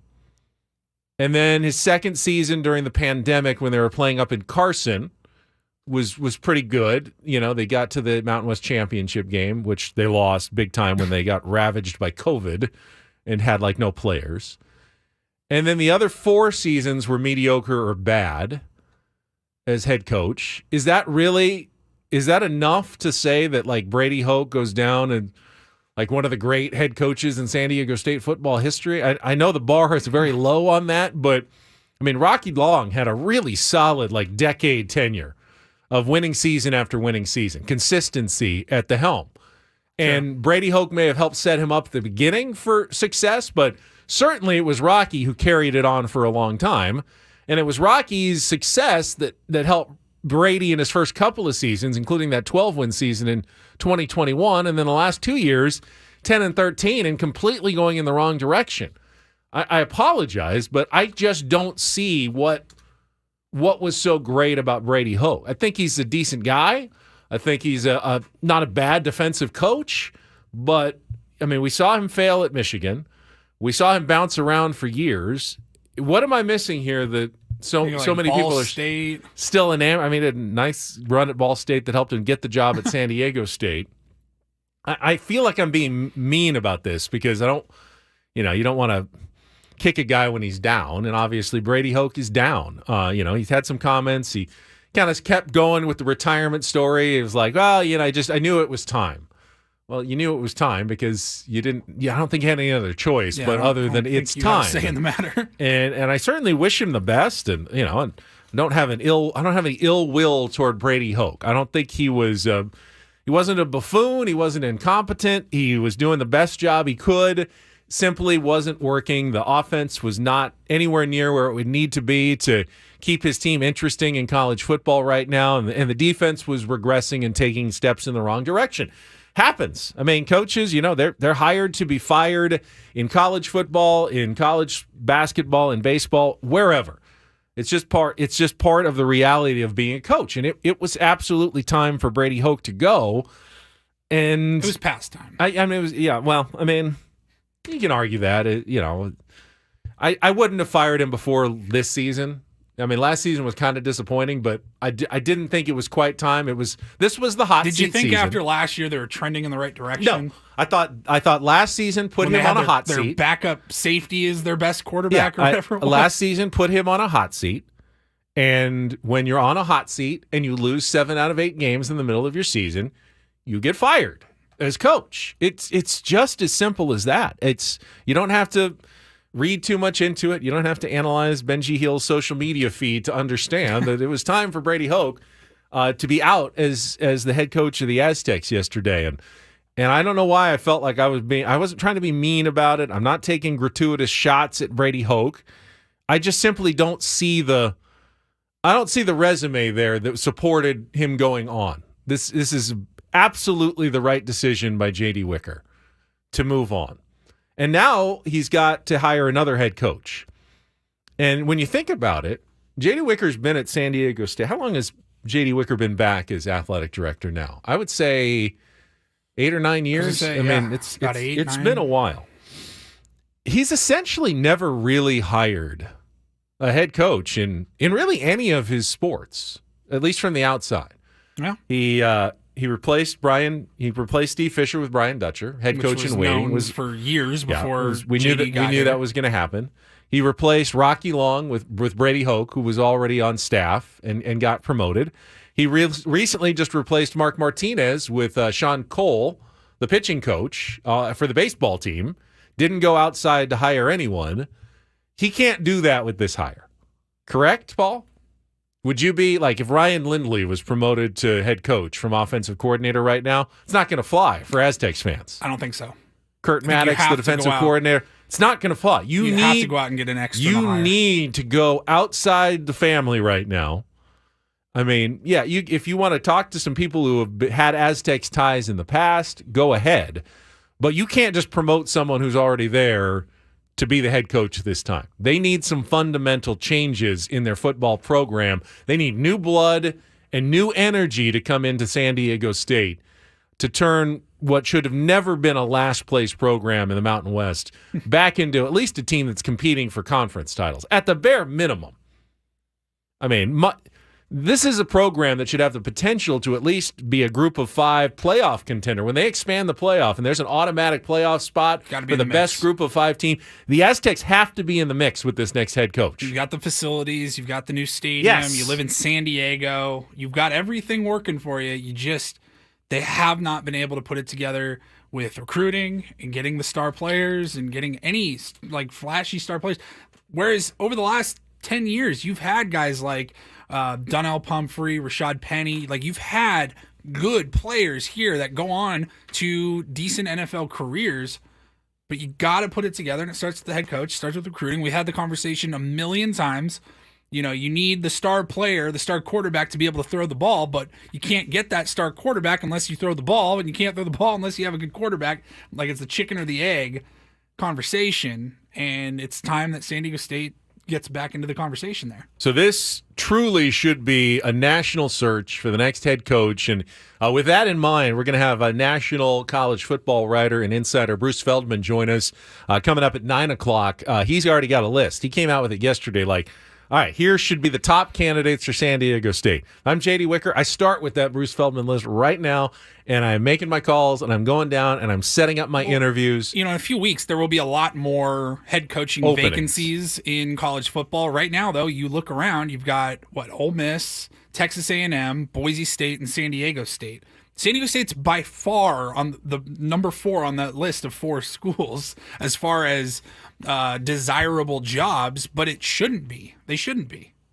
They shouldn't be lower. Where should they be on the No, list? they are. Be, yeah. They're placed properly at 4 out of 4, but that's the problem. That San Diego State's not a desirable job. It should be a very. Some people say it is. I mean, everyone always calls the San Diego State a sleeping giant in football. I mean, they should be better than they are. They're not there. They did it in basketball many years ago. And guess what? They were. They were a sleeping giant in basketball. It took Steve Fisher to wake up the giant and turn it into a national program. They need to hit a Steve Fisher-like home run with this hire and do the same thing they did with basketball with football, or football will not survive at San Diego State. All right, we're going to take a timeout. I've got a couple of Padres items that have dropped this morning, some new Jeff Passan stuff that I just saw, and rumors of the Padres potentially dealing away a veteran member of their bullpen in the offseason as well. Just saw that pop up. Yeah, I thought you were trying to add bullpen help, not subtract it here. We'll get to that coming up. Don't forget, you can tune in to Kickoff with Boomer and Valente every Friday night at 6 p.m. here on 97.3 The Fan as they do all their picks for the NFL weekend. It is also live on the free Odyssey app, presented nationally by Casamigos Tequila. Casamigos brought to you by those who drink it, and by Lowe's. Lowe's knows home improvement. We'll be back with those Padres tidbits after traffic here on 97.3 The Fan.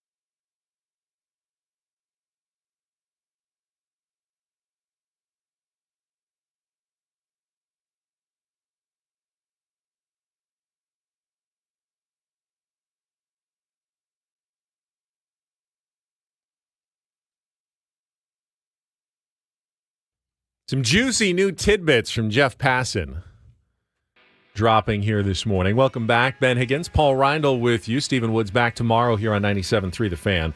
If there's one MLB insider you really trust above all others, it's Jeff Passan. His info is, without a doubt, it's not 100%, but it's better than others. And he wrote this morning first about the possibility of a Juan Soto trade. And he's very reasonable about it, but he does say the entire industry believes the San Diego Padres are going to trade Juan Soto.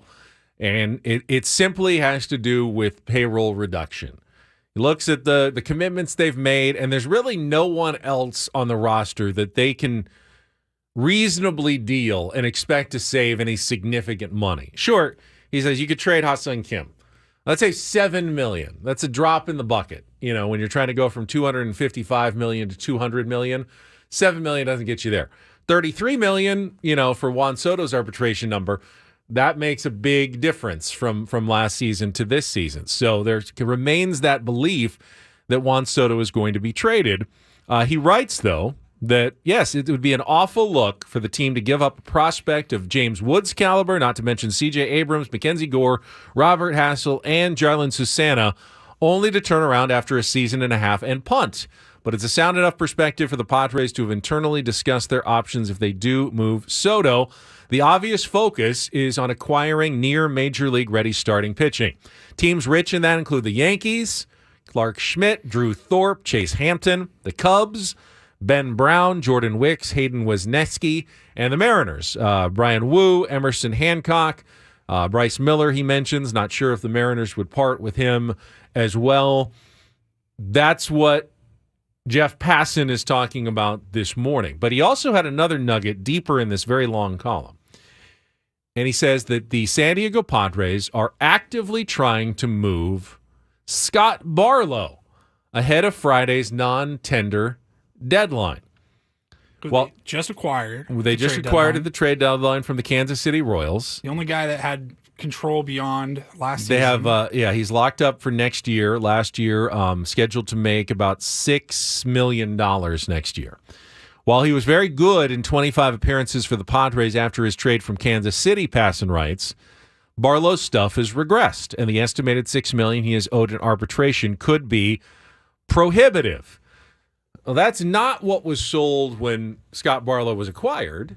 He was acquired thinking he's a veteran arm. You've got bullpen holes. He can fill one of them next season, even potentially as a closer with Josh Hader going. If Robert Suarez doesn't step up, you've got a veteran in Scott Barlow who's at least done it before for the Kansas City Royals that might be able to move in. And while $6 million isn't nothing, it's also not, free agent type money. And he was actually good with the Padres for the most part. His numbers improved, seemingly working with Ruben Niebla. The idea that they could non-tender Scott Barlow, they could give him up for nothing essentially before this week so they don't have to pay him, and then he'd become a free agent, is very concerning because there's value there in Scott Barlow. And if you can't find a trade partner, he feels like someone you need to have. He makes your team better next season. That's a valuable commodity to have. Maybe slightly overpaid at $6 million, but the Padres were willing to take it on last year. Are you telling me there's no other team that is not going to be desperate enough for pitching that that they wouldn't be considering Scott Barlow in the future? If that's the case, then AJ made another huge mistake in bringing him on in the first place at the trade deadline last year. Are we that broke here in San Diego? Feels a little bit, like... Peter Seidler, and again, because we haven't heard from him in a while due to his health issues, never expressed any concern about budget to us or really anyone else. Correct? Yeah. Has he ever cried and said, there's just no way I can sustain? He's never said anything other than full steam ahead. We're trying to win a championship. This is not, my goal is not to be making money in the short term. It's to win a championship and be the owner of the Padres in our family for decades to come. It would be very concerning if all of a sudden we found out that there was never really enough money behind any of these moves. What have you been doing the last couple of years then? We were all in for 1 year and we didn't make the playoffs. You know that the Piper would be coming, right? It would stagger me to think that a man as sharp as Peter Seidler the entire strategy is let's spend 10 times more than we can afford, and then, well, we'll figure it out in a year. No one runs their business that way. It would be like the worst run organization in sports history. Some of the worst decision making. No one ever. runs their business that way. That we're going to spend so much more than we can possibly afford. We're going to lock ourselves up into these huge contracts with no way to get out of them because we're going to give no trade clauses. But then we're going to have to get out of them in a year. Who would do that? That doesn't make any sense at all. Even AJ Preller, as reckless as he has been as general manager. Even he would pause and go, so if I sign all these guys and then I'm going to have to shed $60 million of payroll next year, he wouldn't want to do that. That doesn't make a lot of sense that the Padres, the plan was always to overspend, lock yourself up into giant contracts, and then what? And then what? That doesn't make any sense. I don't like this. I don't like this at also, all. quickly here, had some news drop from Kevin Acee of the Union Tribune on the Padres managerial search. 5 minutes after we saw Benji Heal's Instagram post and LFGSD and Padres heart colors and baseball, it's not believed that Benji Heal is in the running anymore for Padres manager, according to Kevin Acee. In fact, he writes that momentum seems to be building toward Phil Nevin as the next manager of the San Diego Padres.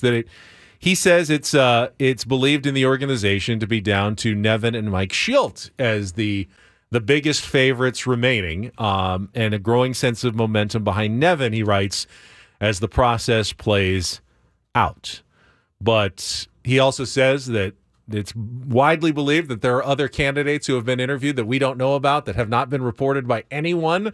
So the idea of a mystery manager still remains possible and out there. And as for a timeline, we heard last week, we heard maybe Friday last week. And we heard Monday or by middle of the week. And now Kevin writes that the decision on Bob Melvin's replacement could come as soon as Tuesday. That's today. Okay. And is expected no later than Thursday, according to several people in the organization. Okay. Well, but if he's talking to the same people that we've been here. talking to, they just keep pushing this back a couple of days every time we talk to them. Right. Oh, yeah, no, it's Thursday or Friday. No, maybe over the weekend. Definitely Monday or Tuesday, probably press conference. No, Tuesday or Wednesday. Could be Thursday. Should be before the winter meetings, but you never know. We'll do it at the Christmas party in December. You have plans for New Year's? We'll do it New Year's Eve. New Year's Eve manager party for the San Diego Padres. Maybe we can have AJ come by the Christmas and holiday extravaganza. Perfect. And announce the new manager. Here at the studio on December 20th, and he will make the announcement live on the air. I love that plan. I know where it's a non-sports day, but we could make an exception. If AJ, if you want to come in and announce your new manager during our Christmas and holiday extravaganza on December 20th, the floor will be yours. You can have any segment you want to come in and do that. I'm going to play this Jim Harbaugh audio. Jim Harbaugh has lost his mind. Jim Harbaugh and his chickens. He's a lunatic. He's crazy. Michigan has turned their football program over to a lunatic. It's coming up next here with Ben and Paul on 97.3 The Fan.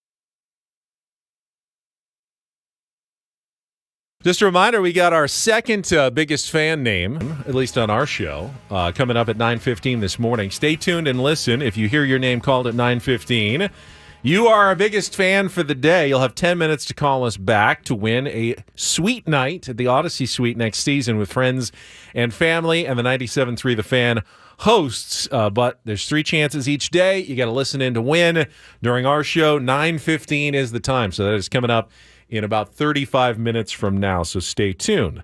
Going to get into I try not to be overly outraged at sports. I don't want to be that, Skip Bayless, Tony Kornheiser, Stephen A. Smith, sportscaster, but sometimes it just comes out in me when I watch something like Jim Harbaugh's audio from yesterday, and that kind of little bit of righteousness starts rising up from within and going, I actually have the platform that I can call out his BS-ery that I heard yesterday. So we'll get to some of that from the Michigan head football coach. Yeah, right after. And Paulie's got some even more amazing audio from Harbaugh that you need to stick around for after traffic here on 97.3 The Fan. From the 97.3 The Fan Traffic Center, here's Kelly Danick. Still a bunch of problems out here, guys. One of them is this crash on southbound 15 right before Friars Road. It's over the right shoulder. Then up ahead at the northbound 5 connector ramp, another collision. Also going to find on northbound 805 right before the King Freeway, a collision does not appear to be blocking lanes.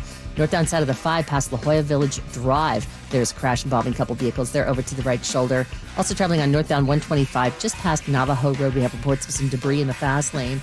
Someone dropped some sheetrock in lanes. There's a pickup truck over the right shoulder trying to retrieve that. Also traveling on westbound 78 just before the 5. Collision involving several vehicles. That's being cleared out of lanes. And Kelly Danick with Ben and Wood, San Diego's #1 sports station, 97.3 The Fan.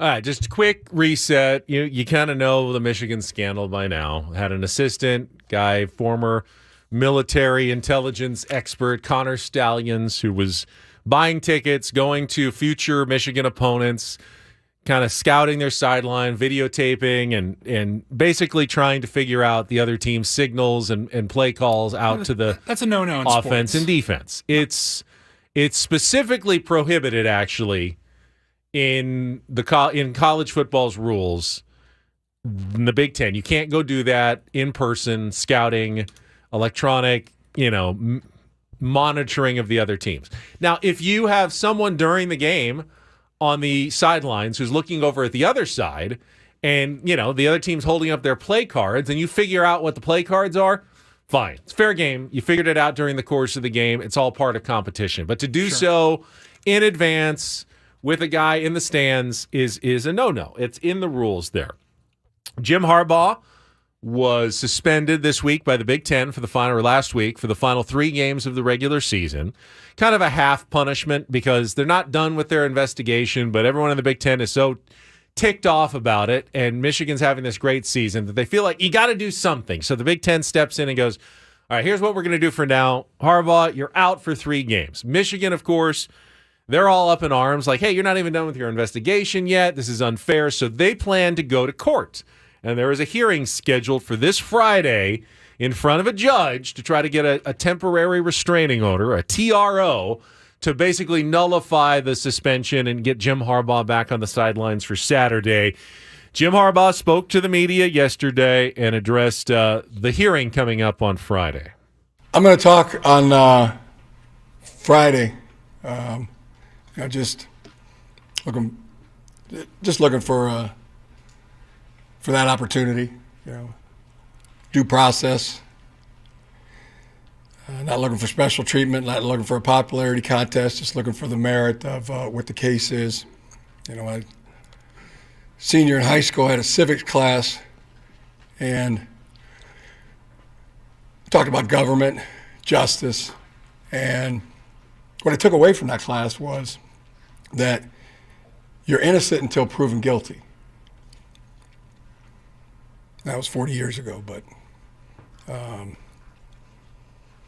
like that opportunity. He has a very odd cadence. He does. He talks awkwardly, and that was a lot of words that could have just been about 2 seconds. Well, I'm going to talk on Friday. That's all you had to say. I'm saving my comments for Friday. Saving my comments for Friday. Well, he said he had a civics class 40 years ago, but he obviously didn't pay that close of attention. He learned words and phrases like due process and innocent until proven guilty, but those refer to the American legal system. When you're facing charges that you've committed a crime and are going on trial, absolutely, that is your right. It does not refer to the rules of the Big Ten or NCAA football at all. It has no relevance on the rules of the Big Ten. So you're kind of talking out of school here. Where really is your legal education coming from, Jim Harbaugh? I don't know exactly. I don't know exactly how it's going to go. I'm going to be able to go though. I don't know if I'm going to be. That's not my dance floor. I'm not I'm not an attorney. Always wanted to be. Watched a lot of shows. Watched Judge Judy. Oh my God. A lot. But always kind of felt like it'd be cool to get up there and thunder away at a jury like Tom Cruise and A Few Good Men. Or be a judge, like Judge Judy, but alas, I did not go to law school.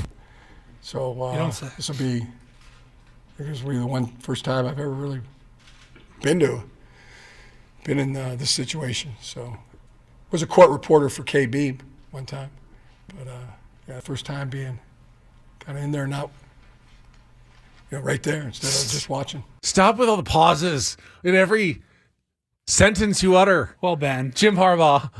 What makes you say that? He just wants to get up on the stand and yell, "You can't handle the truth." You can tell. That's all he really wants. By the way, how much Judge Judy have you watched? I'm told that football coaches work dawn until dusk. They've got no time for family or anything. You can't handle the truth. They've got no time for family or anything else. Except for watching plenty of Judge Judy in the afternoon. He's been on Judge Judy. He's been in the background. He was actually in He's Judge in Judy. the audience or whatever. He's attended a taping of Judge Judy before. Yes. That's where he's getting his legal education from. Yeah. Well, as with any good football coach, you're going to try to turn even the worst of situations to your advantage. And Jim Harbaugh seems to think that this entire mess that is of his own staffers and teams and his own, at least, negligence in not monitoring it, his responsibility, somehow makes Michigan America's team. And watching it from where I was watching, I was like, how could you not see this? These players. I mean, Blake Corum with the nose bloodied, and the emotion of the team, the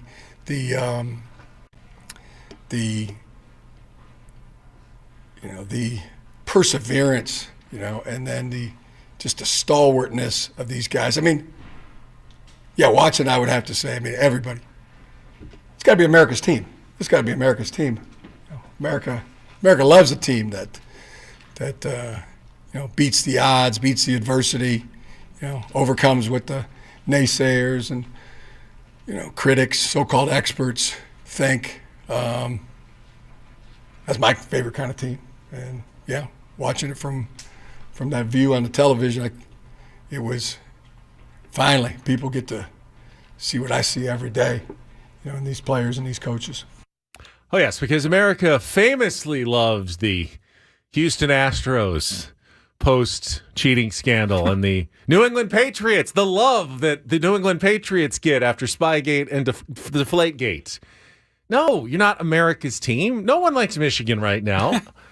Even the Michigan fans who are so righteous in their indignation about, hey, it wasn't even in the rules specifically that you can't do this. This is a gray area.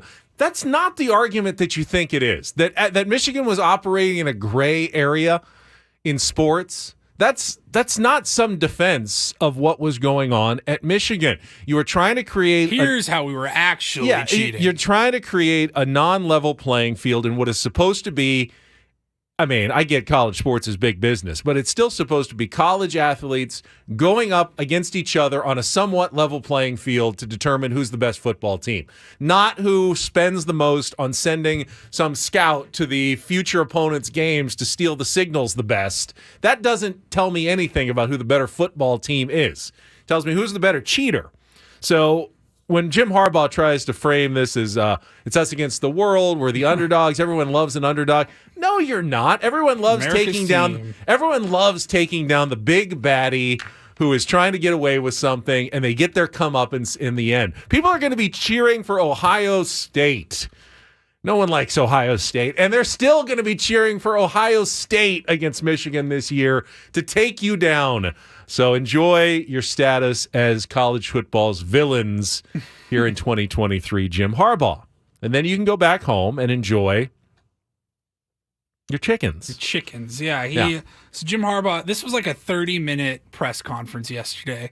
I know because I listened to most of it, sifting through it. For 26 minutes of pregnant pauses while he's waiting. Yeah, it's actually a to say the next thing. 3.5 minute press conference if you take out all the pausing. You just heard him. I mean, he's acting like he's on trial for murder, and this is a major big deal. So my question to Jim Harbaugh is, if you're making this such a big deal, and this is, your due process in court and all that, what are you doing spending 2.5 minutes talking about chickens? He was asked about, I think the question was something about spending time at home with your wife while you've been suspended, and here's what Jim Harbaugh had to say. Sarah doesn't like when I talk about her. She does not like this, so I apologize to Sarah before I say this, but now she'll get mad at me and get after me. Sometimes I get angry, and I got two options. I can come back and fire back, and I'll show her who's boss, or I can turn right around, go out, feed the chickens, clean out the coop, cut the lawn, edge it, work for hours till that. It always is the better resolution, and it's just how I treat things. Since I was real young, and it's been productive, been highly productive. The things that get accomplished from that work. Do you really have chickens, or is that just an analogy? I do have chickens. I have chickens. Yeah, we have chickens. That was COVID year, 2020. Yeah. It's 2020. We get it. I want to tear my ears out. And that's before I think they even shut things down. But with the Tractor Supply, got the chickens, brought them home for Easter, and just little chicks, your kids, and they loved them. They loved those chickens for about a week. Pause it just for a second, Paulie. He's your grandmother telling you a story that you can't get out of. I mean, it's like you can't get away from it. Just get to the point, man. 2020, pandemic, COVID. Where are we going here? It was March. Can I get off this train? Was it March 12th? Might have been March 14th. But it was Doesn't COVID. matter. It was March. Extraneous detail, man. Actually, it was March 13th. The chicks. And then the chicks became teenager chickens, and then became adult chickens. Yeah, that's how growth works. All hens, egg layers. So you got chickens and they grew? Yeah. Is that what you're telling us? Hens, egg layers. Yeah. I'm the one who takes care of them. And the respect that I have for chickens. Oh, my God. There was a time when I said that chicken is a nervous bird, and I don't eat chicken, I only eat meat, but I was dead wrong. I stand corrected. Wait. These chickens are low maintenance and high production. I mean, they lay an egg every 26, 27 hours, and they need water, they need food, and that's how animals I function. play with them too. I let them out in the yard, and we run around, and they're happy to see me. They're happy to see me. There's times when I'm doing good things for other people, and they're not as happy to see me as my chickens are. So it's good. It's good for my mental health as well. And get fresh eggs every day. I guarantee you the chickens are going to each other going, will this guy ever stop talking? What is going on here? Can you imagine just sitting in that press conference? I'd just be looking Is around that a- like, Is what that are we doing Is here? that a bit or is that his actual personality? Because honestly, He's a weird. who would weird hire dude. him? I get it. He's had success. He had success at USD, at Stanford, with the 49ers, and now at Michigan. How? I don't understand how someone like that could even get a job in American society. He is such a loon. Yeah. And Absolutely yet, cuckoo. and yet they're undefeated and maybe headed to the college football playoff. I don't understand anything, apparently. Okay. I bet our next guest has had some interactions with Jim Harbaugh. Yeah, that leads us right into some more college football talk. Bruce Feldman from The Athletic has a list of potential Aztecs hirings. I mean, hey, find the next Jim Harbaugh out there. Just the person who has the most pauses in their train of thought could be the next Aztecs head coach. Talk to Bruce Feldman coming up next here with Ben and Paul on 97.3 The Fan.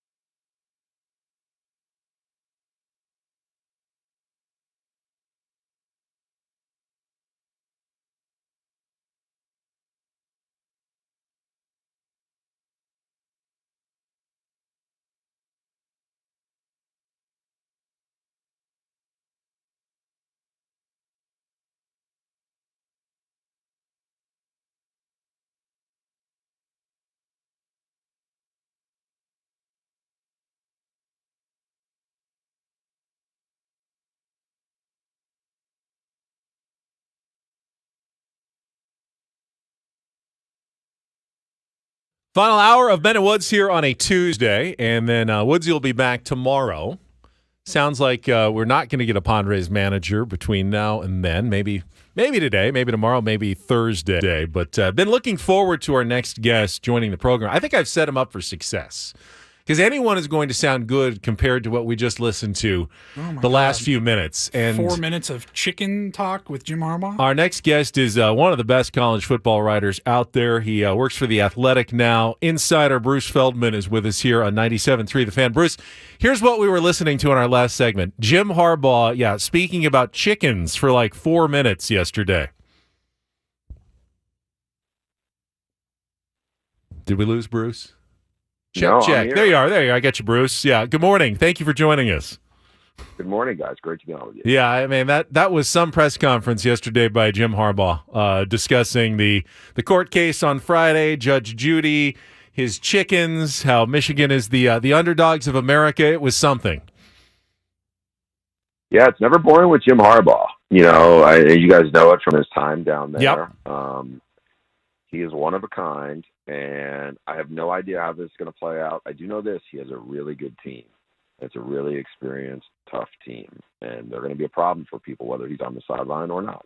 No doubt about it. Well, we're talking about Brady Hoke here, and I don't know what you're hearing. I mean, they're framing this as a retirement.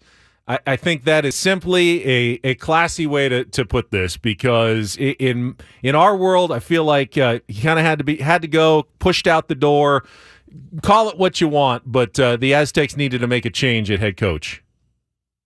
Yeah, look, we had the Aztecs in the Mountain West title game I did a couple of years ago when San Diego State had to play their games up in what Dignity Health, Carson, they call it now in Carson, and I thought Brady did a good job getting it going there again, and you know, I think his blueprint was defense. He's a defensive guy and he's a line guy, and I think as people go forward, I do think they're looking at it and going, hey, we have a lot of recruits in our backyard. You have a ton of quarterbacks around here.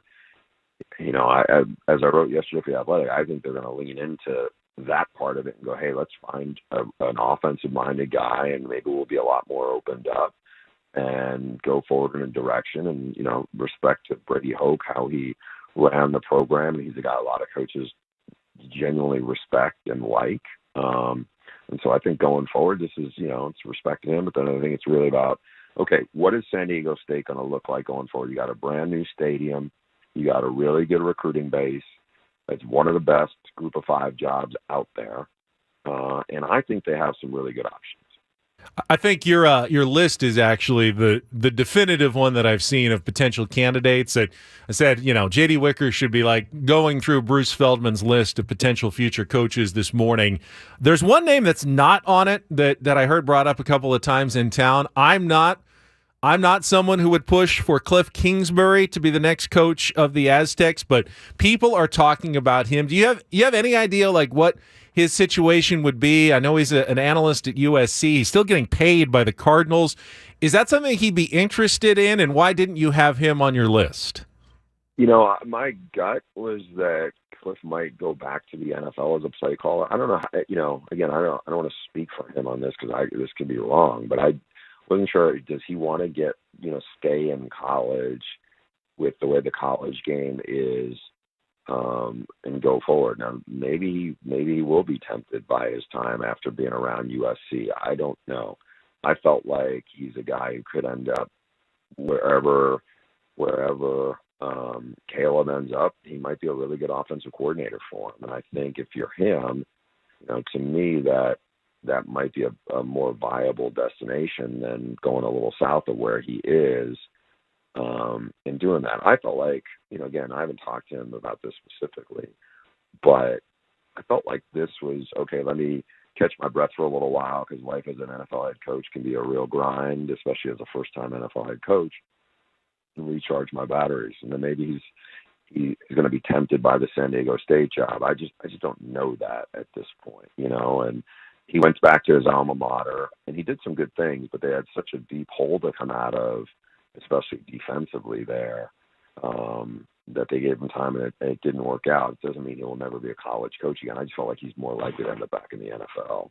Talking to the Athletics' Bruce Feldman on the Aztecs coaching search to replace Brady Hoke, and even J.D. Wicker. I mean, he said they're open to all candidates. It doesn't have to be an offensive guy, but even he knows that San Diego State needs a more compelling product on the field, being near the bottom of the NCAA in scoring, in passing, and just about everything that brings fans to their feet is not good when you're trying to fill a new stadium and sell season tickets. So I think you were smart in putting a bunch of offensive names on your list, and the one right at the top, I don't know much about Ryan Grubb personally, but I have loved watching the Washington Huskies offense this season. He's their offensive coordinator. What could you tell me about him as a potential candidate at San Diego State? He is a Kalen DeBoer protege. He's been with him since they were at an NAIA school in the Dakotas, and they were putting up, winning, championships, were putting up big numbers. And then he spent the 5 years before they got to Washington at Fresno State and did a really good job there. He followed Kalen DeBoer, reconnected with him back up at Washington. And they have the most explosive offense in college football. And remember, this was a team that was pretty bad before they got there. Jimmy Lake, they'd kind of bottomed out in his last year. And since then, they've been rolling. He's good enough that Nick Saban wanted to hire him last winter as his offense coordinator, and Grubb turned it down to stay there in Seattle. I think his next step is not to be somebody else's offense coordinator. It's to be his own head coach. And this is a good job. I mean, I think this could be a really good fit because if I was there's a lot of quarterbacks, as you guys well know, who are from California, and some of them work out at their place and some of them look to make a move. If I was a quarterback, I'd be like, oh, the guy who turned Michael Penix Jr.'s career, around and turned him into a Heisman candidate, and, they were putting up ridiculous numbers. Yeah, I want to go play in that offense. If I was a receiver, same thing. Look at the receivers they got. Again, I don't know how he will interview in this, and how that part of it if and when it gets to that point. But I just think on paper he makes a ton of sense. Yeah, I don't know if the name would sell tickets, but if they could just score 30 points a game, people would be dumbfounded here in San Diego. We haven't seen anything like that in a long time with the San Diego State Aztecs. If they were looking for more of a name, someone who you recognize in the Mountain West who's had success, I think the name that you brought up in Brian Harsin, former Boise State and Auburn head coach, is an interesting candidate. Yeah, look, he was 69-19 there. He's not old. He's in his mid-40s. It was a terrible fit at Auburn where most of the Auburn people did not want him. I would not hold that against him. He is a good offensive coach. Now Boise State is also open up. Does he want to go back? I don't know, how this is going to play out for him in terms of what he would hope to do. But I think he's a good candidate. I mean, like we said, he's done well in the Mountain West before, and that program really started to fall apart, after he left. So if I'm San Diego State, I'm at least going to kick the tires on Brian Harsin and see what, a lot of guys evolve in a good way after they get fired as a head coach, especially somebody like him who had success and went somewhere else. I'd be curious to see, what is Brian Harsin 2.0 going to be like? I know a lot of ADs like to try to keep it in the family. J.D. Wicker hasn't really hired anyone from outside, even basketball, baseball, football. It's all just been kind of promotions. Feels like he has to go a different direction this time. You did bring up a couple of guys who are former coordinators at San Diego State in Zach Arnett and Tony White. Of course, Arnett was just fired by Mississippi State. Problem is they're defensive guys. You'd absolutely need a dynamic offensive coordinator to come in if you were going to try to sell another defensive coach here at SDSU. Yeah, I mean, and look, Zach Arnett just got fired, obviously this week. I think it's probably a tougher sell because he went in and really just overturned everything Mississippi State had offensively and really struggled. And so I think my guess is that might be a tougher sell. There's guys around there. You have a guy like Brendan Carroll, Pete Carroll's son at Arizona, the offensive coordinator and line coach, has done a really good job, really good recruiter. I feel like there's a lot of guys there who are offensive-minded guys who have strong recruiting ties around there who I think may be more intriguing at this point than, again, no knock on Arnett or certainly on Tony White, because Tony White's been a really good BC wherever he's been, and he's probably both those guys I could see as somebody Lincoln Riley probably needs to look at for their DC hire. I'm just not sure if the timing now is, hey, we got to go with an offensive guy. Bruce, is there with the Deion Sanders phenomenon, is there a potential flashy name, like a program head who's going to bring in some attention and eyeballs like a Deion Sanders that you could think of out there that might be interested in a job like San Diego State? Is that a good model to follow for schools, especially a school like San Diego State trying to get on the map? I mean, I don't think Colorado is necessarily regretting their decision. No, I mean, they were horrible last year, and they went from 1 win to 4 wins, which is a big improvement. They had people buzzing. The problem with it is, I don't know if there's anybody really like Deion Sanders, because he's ultra charismatic. He's obviously a legendary player, but it's not like there are obviously other great players, but are they going to be wired the way that they want to manage and run a program every day? I mean, I think that's there's 3 things that are actually going on there. There's one, you have a legendary player. Okay, there's a handful of those out there. 2, you have a legendary player who happens to be ultra charismatic. There's almost nobody who's that double. And then the third thing is, usually those guys do not want to grind on the level of college football the way it is now. So your pool goes from fairly small to begin with. And I'm just using the name because I know he's a great player with San Diego State roots, is Marshall Faulk.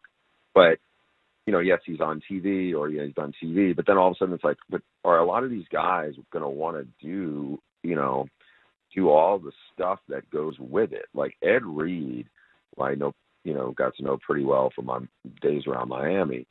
Great player, very charismatic too, but was Ed took the FAMU job for a minute, and that was, there's a lot of guys who just don't want to grind away to be a head coach of that. So I think it's a be careful thing. Like ASU took Herm Edwards. It wasn't initially as big a disaster as a lot of us thought it was going to be, but a lot of the other stuff that went around it, ended up getting them in a lot of trouble. So I think you got to be really careful if you're just trying for a flashy hire. I think if you're San Diego State, go hire a guy. Your local footprint is you're in San Diego. That's the flash you need. You don't need to do anything other than showcase what you have and then work at it.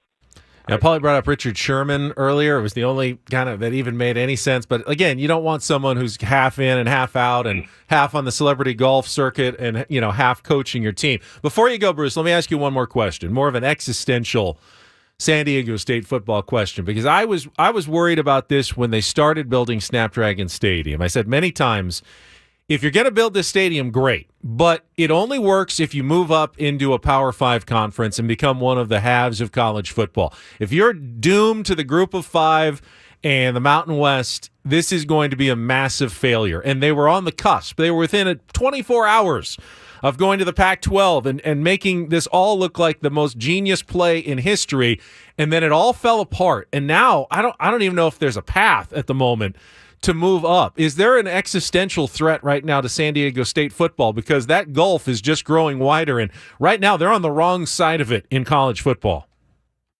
Yeah, I think all you can hope right now is that you are set up for some success. You have a really good stadium. You have a lot of things that you can lure a good coach from to. Then go win. Go build your program up and see what happens. I think you have a good TV market. There's a lot to sell. You have a really, really good basketball program. So, I think there's still going to be more change. So now go find a really good football coach and start winning a lot, and then see what happens. Big hire for J.D. Wicker. Great stuff from Bruce Feldman. Bruce, really appreciate it. Please, everyone give him a follow in The Athletic. Great stuff as always. Thank you for your time. My pleasure. Thanks, guys. All right, Bruce Feldman, good stuff there on the San Diego State coaching search. And, yeah, I mean, there's nothing that winning wouldn't cure. If San Diego State had a winning football program, if they could crack into a New Year's Bowl game / a college playoff situation in the next 3 or 4 years to go with their basketball program, there's not a conference in America that wouldn't be interested in the Aztecs, outside of the SEC or the Big Ten. But all the other ones would be yeah, I mean, there's value there in the market and the stadium. But if the football program is at the bottom of the Mountain West, it's a tough sell. Yep.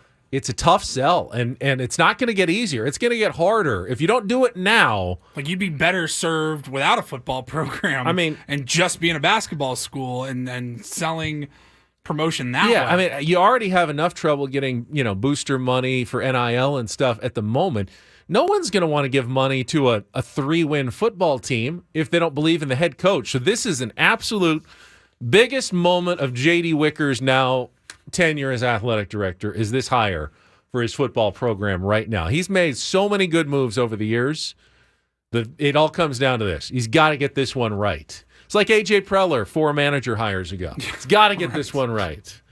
All right, it is time to announce today's biggest fan. Each morning at 9:15, we call out a different name. And if you hear your name, you've got 10 minutes to call us back to register for our grand prize, 20 tickets to a 2024 Padres game in the Odyssey Suite to watch with your friends and all the fans' hosts.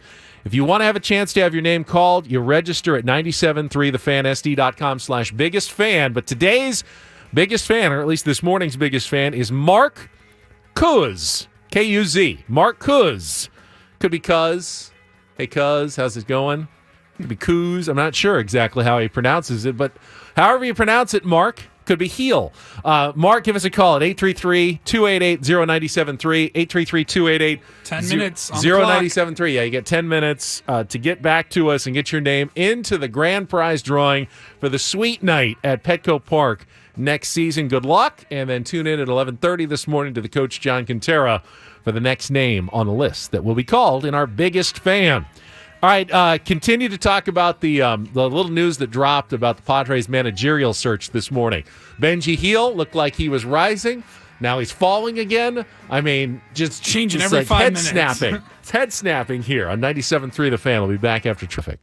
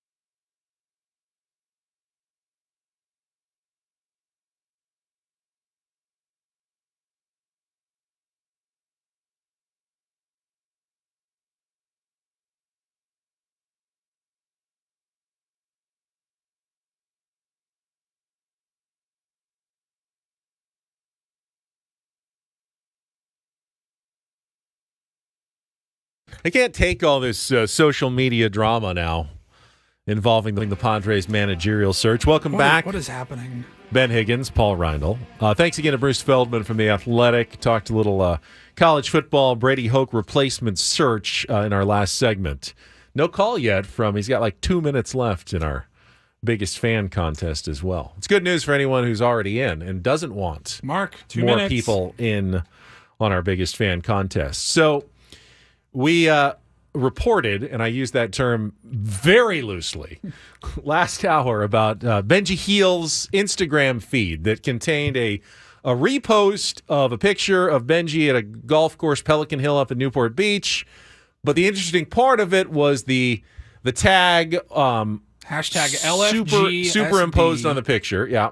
Hashtag LFGSD, brown heart, yellow heart, baseball emoji. Clear as day, that's a San Diego Padres hashtag, reference colors, baseball, some sort of excitement having to do with the San Diego Padres on that post. Then about a few minutes after that, Kevin Acee dropped a piece in the UT in which he said Benji Heel is no longer believed to be a candidate for the Padres managerial job. And I'm going, whoa. I mean, we just saw him post this morning, LFGSD, Padres colors, baseball emoji.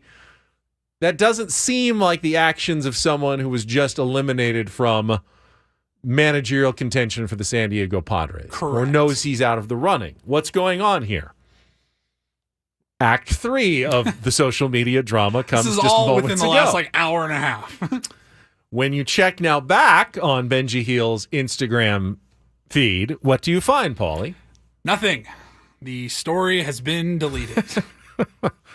And that doesn't happen automatically, right? You have to go in and actually physically do that yourself. You can set a timer for it, I believe. I don't think he set the timer for an hour. It's standard for 24 hours. Your story remains up there. So off the story feed.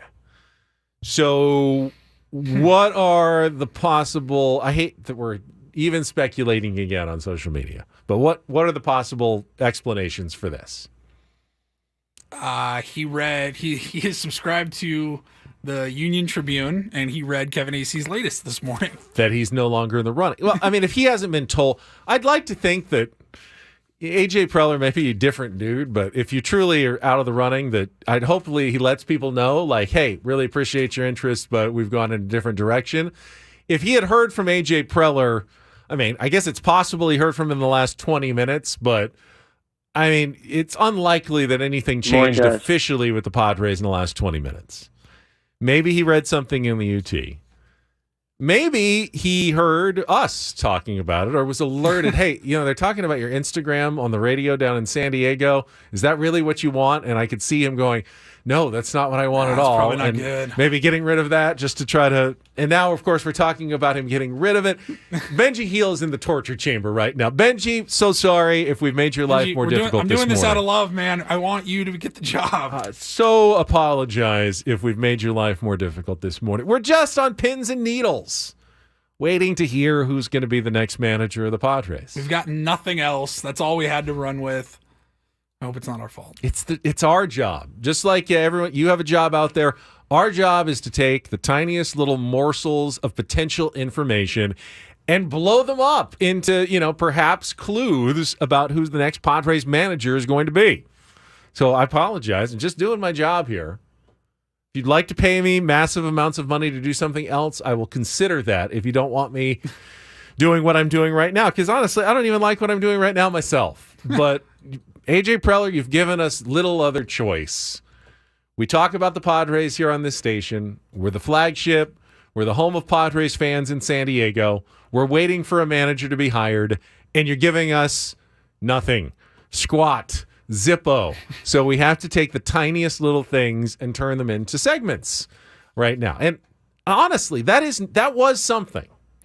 Yeah, I don't think you take social media posts, at least like that, and completely run with it as fact, but that is... It's not fact. It's a post. Right. It was a real post. That is a form of, investigating in 2023 social media. Public communication involving someone who is in the news as a potential candidate for a major job that's going to pay, probably 7 figures.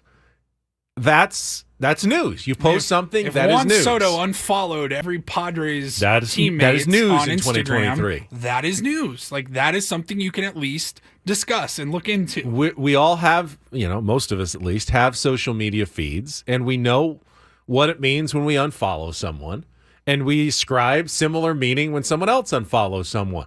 At the very least, you are no longer interested in what they have to say.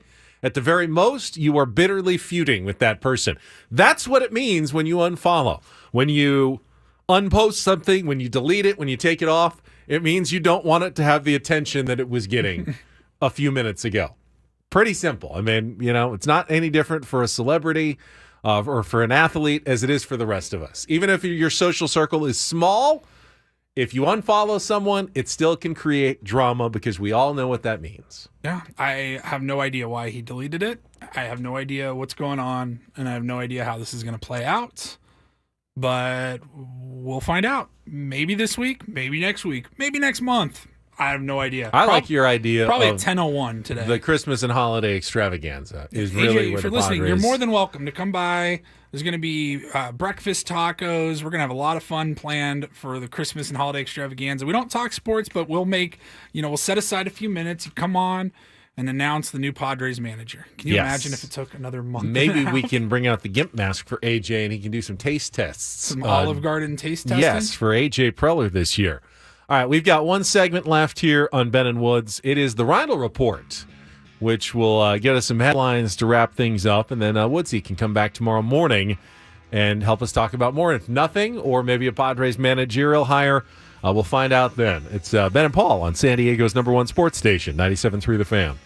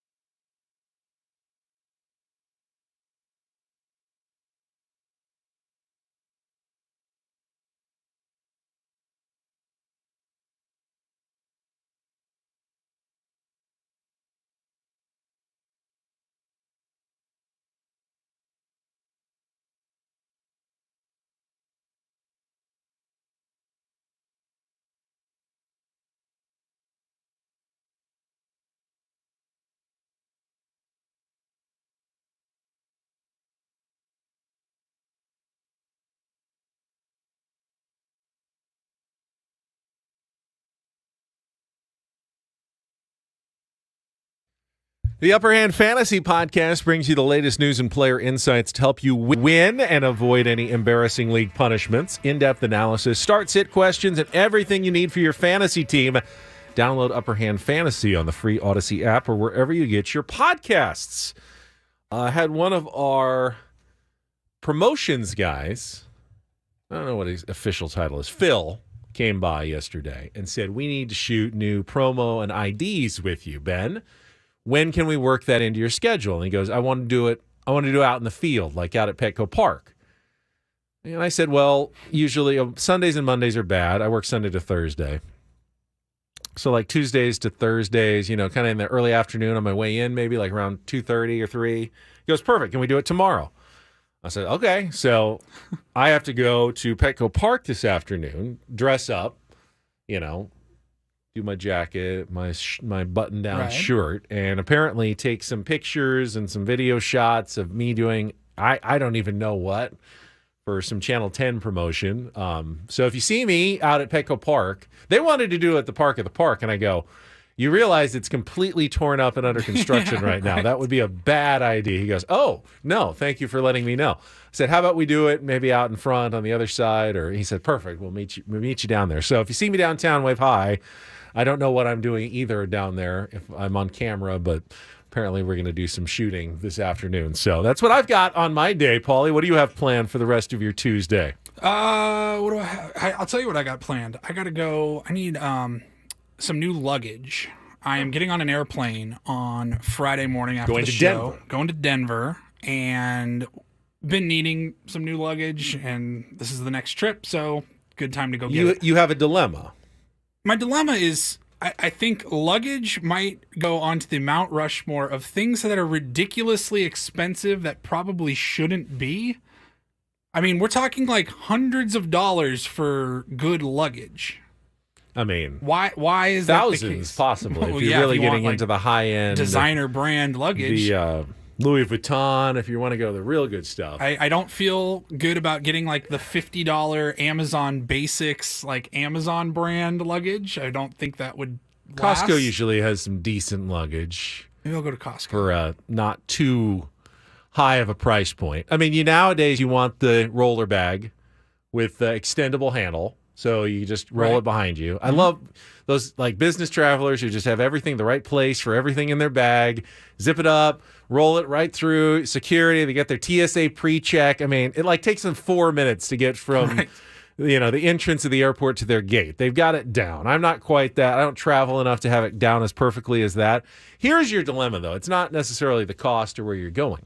You're going to Denver this weekend. Denver's a short trip. You need enough for a couple of nights. You're going to Singapore, though. When is that? We're still planning it out. Still planning. At some point. You're going to need bigger luggage. Oh, yeah. For that. Do you want to find something that works for both, or are you going to have to buy luggage twice? Once for Denver now, and then I'm gonna get like once for Singapore. I'm getting a bigger bag, not just the carry-on size luggage. I want to get the bigger. But if you're flying Southwest, you want to make sure it's, small enough that you can carry it on, because you don't want to have to pay the extra. Well, Southwest, you don't have to pay the extra baggage fees, but other airlines, you want to make sure you have to. I don't mind paying for checked luggage. I mean, I just incorporate it into the cost of the trip. You don't mind paying for checked luggage. Everybody minds paying for checked luggage. Of course, I'd rather not, but I'm not going to pack less just to save $50 and then wear the same T-shirt 3 days, out of my trip. See, now that just is you're just a bad packer. If you have only 3 T-shirts, if you can only fit 3 T-shirts in a small, carry-on bag, you can do better than that. There's enough room in a carry-on bag for a good week trip if you're a good packer. Yeah, and you don't have to pay jackets the carry-on. You don't have to pay the checked luggage. Plus, then you don't have to wait at the baggage claim at the end. The only reason you should ever wait at a baggage claim is because you had something like golf clubs or something, and you have no way around it. And then, might as well because I'm going to the baggage claim anyway. But no, save when on I the fly cost. Southwest, I still check my bags. Now, if you're flying one of those discount Spirit Frontiers, they charge you for the carry-ons anyway. It doesn't really matter at that point. Now it's just a matter of time and worrying about losing the luggage. But I usually like to have it with me. I don't mind sticking it up in the overhead bin.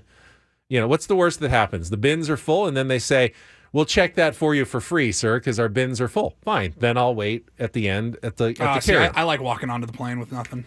You do? Yeah, maybe a backpack. I don't mind. I don't mind carrying it on. All right, let's check traffic one last time, and then we'll get some headlines on the Reindl Report. Paulie says he actually has a couple of Don't Do This updates already for us. Yeah, lots happened in the last 2 hours.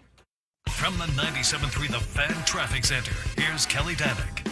Just a few things wrapping up our morning drive. Collision on southbound 15 at the 5. It's over to the right shoulder in the clearing stage. Stalled car on the Friars Road off-ramp northbound 15. And a collision on northbound 125 just past H Street. That's in the center divide. I'm Kelly Danick with Ben & Woods, San Diego's #1 sports station, 97.3 The Fan. And get things started here with our today's edition of the Reindl Report. Now tuned into the greatest. Welcome to the Reindl Report with Paul Reindl. Hi, Paul. All right. 2 stories from the world of sports that we haven't gotten to yet. We'll start off in Major League Baseball. And 1 story that you didn't know you needed. Are you laughing, biatch? It's the Reindl Report Hey, Paul, how you doing? Okay, how are you? on 97.3 The Fan. Are you ready to bless the mood? I need some help, please. That was good. Can I get a oh yeah? Oh yeah. All right. All right. Ben, and Don't Do This, we talked about Monday Night Football last night, and the Don't Do This was, well, the Buffalo Bills. I mean, just complete choke job in the fourth quarter. 12 men on the field after Denver missed the kick, the game-winning kick. They get a second chance at it, and they go on to win the game. The update is the Bills have fired their offensive coordinator, Ken Dorsey, and they moved quarterbacks coach Joe Brady to be the interim replacement for him. So the Bills not happy with how their offense has looked. Josh Allen has had a very weird year from what I've seen as somebody that doesn't watch the Bills but watches Red Zone at least on Sundays.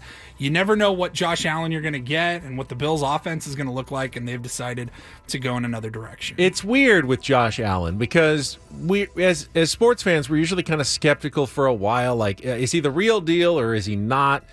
Flash in the pan, or other teams going to start figuring him out? But with Josh Allen, I felt like we had gotten past that point.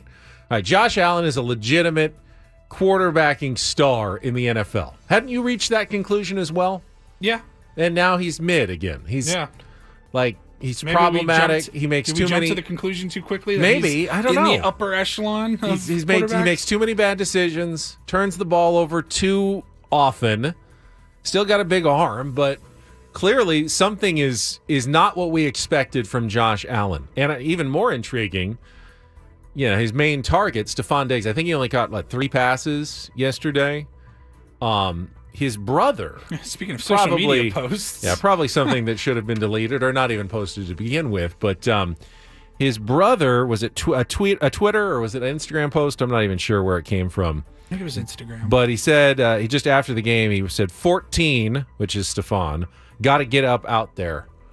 Like, things are not going well in Buffalo, and it's time to pack up and head to another team. Doesn't that happen like every year with Stephon Diggs in Buffalo? He's always reportedly not happy.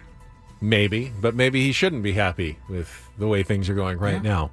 And I don't know if it's McDermott or Allen or both, but that was a bad loss for the Bills yesterday. Now they're still 5-5. The Broncos are 4-5. That means they're tied with the Chargers for last place in the AFC West. There's no way the Chargers shouldn't be way better than the Broncos. I mean, they just are, yet they don't have a better record. That's called can't close. That's called not maximizing your talent there on the field. All right. You also had a Don't Do This story, Ben, about Giancarlo Stanton and comments made More by about Brian Cashman, Yankees general manager Brian Cashman. We played audio from last week at the GM meetings in Scottsdale where Cashman was saying, look, I mean, you want to talk about analytics? We have the smallest analytics department in all of baseball. And it was very weird. And then he said something, about Giancarlo Stanton. Brian Cashman said he's going to wind up getting hurt again more likely than not because it seems to be part of his game. And we were talking about that a couple hours ago. Like, geez, if you're Giancarlo Stanton, like, that's not what you want to hear from your general manager. Well, Giancarlo Stanton's agent has heard that quote as well from Cashman. Ken Rosenthal had this here. He said, this is Joel Wolf, Giancarlo Stanton's agent. I read the context. That's a great agent name. Joel Wolf. Joel Wolf. With an E on the end. It's of Wolf. still a great agent name. So Stanton's agent, after those comments, he says, I read the context of the entire interview. I think it's a good reminder for all free agents considering signing in New York, both foreign and domestic, that to play for that team, you've got to be made of Teflon, both mentally and physically, because you can never let your guard down, even in the offseason. Is that a shot at Cashman, or is that just playing in the New York media market? I don't totally get it.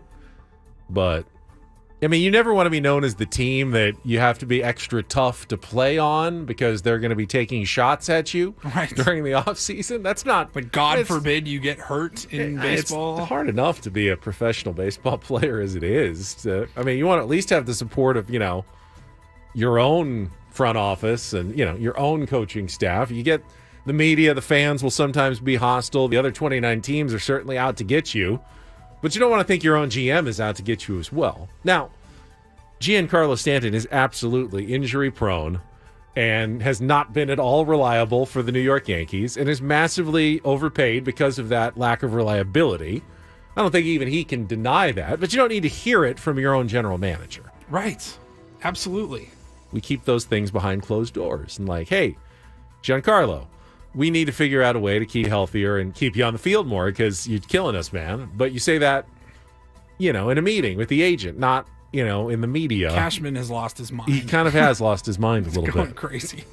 All right, and finally, one thing we all agree on this show, you, me, and Woods, we don't actually have a ton of things that we all enjoy and we all like. There's a few bands and movies out there, and one of those movies that we all love is Shawshank Redemption. Yes, big Shawshank story fan. of Andy Dufresne escaping from prison. Well, I got a story about a guy who was getting out of prison, and he took a different route. He did not dig a hole through the wall and crawl through, miles of doo-doo. So this man, and this story has so many layers to it. He is serving 30 years was his sentence. He was convicted last year for the murder of his girlfriend back in 2017. She probably deserves to be in prison then. They were on vacation, and he stabbed her many, many, many, many times because she reprimanded him for leaving too many crumbs on the hotel bed. So this guy lost it. He's does not deserve to be, he deserves to be behind bars. Well, he deserves to be behind bars for leaving crumbs in the hotel bed. Just and for to begin stabbing with, his girlfriend 57 maybe not times. 30 years for that, but already she's like, obviously you're going to get mad. If you left crumbs in the bed, wouldn't you expect Megan to get mad at you? Yes. Right? I wouldn't expect her to stab me. No. She didn't stab you. You would stab her. That would not be a proper response by me. No, the only response is, that was stupid of me to eat in the bed and leave a bunch of crumbs. I'm very sorry. No. Not, you're mad at me? I'm going to stab you murdered her a bunch of times. Served, sentenced to 30 years behind bars, and he's being released. He's 35 years old, and he's being released for health concerns. And the first reason of those health concerns is that he's overweight. When he entered prison, he was about 250 pounds. He now weighs over 430 pounds. And they have removed him from prison, and he is going to serve his entire sentence on house arrest at his parents' home in Italy. Trying to get the lights back on. He ate so much in prison and gained so much weight. I mean, that they have moved him do they out have of DoorDash in prison now? How do you eat that much? I don't know. It's not like the buffet, right? Where you just keep going back up for more and oh my God, these scrambled eggs are delicious. I'm going to have 17 portions of it. From what I've seen, and again, my only prison experience is the movies. Well, Woods can kind of let us know a little bit more about prison dining or jailhouse dining tomorrow. It says here the incarceration makes it impossible for him to follow a weight loss diet. Don't you get a tray? You get a tray of food. You don't really get to choose what's on it, right? They just hand you the food and then you eat it. How could they possibly give you so much food that you would gain almost 200 pounds I have in no prison? idea. He's also a chain smoker. I mean, the guy is just like killing himself. And went from 250 pounds to over 430, almost 200 pounds gained in prison. He has now to use he a gets to live in wheelchair, some Italian crutches, villa and for now the rest of his sentence. That's wherever his parents live, he's going to be serving house arrest there with them.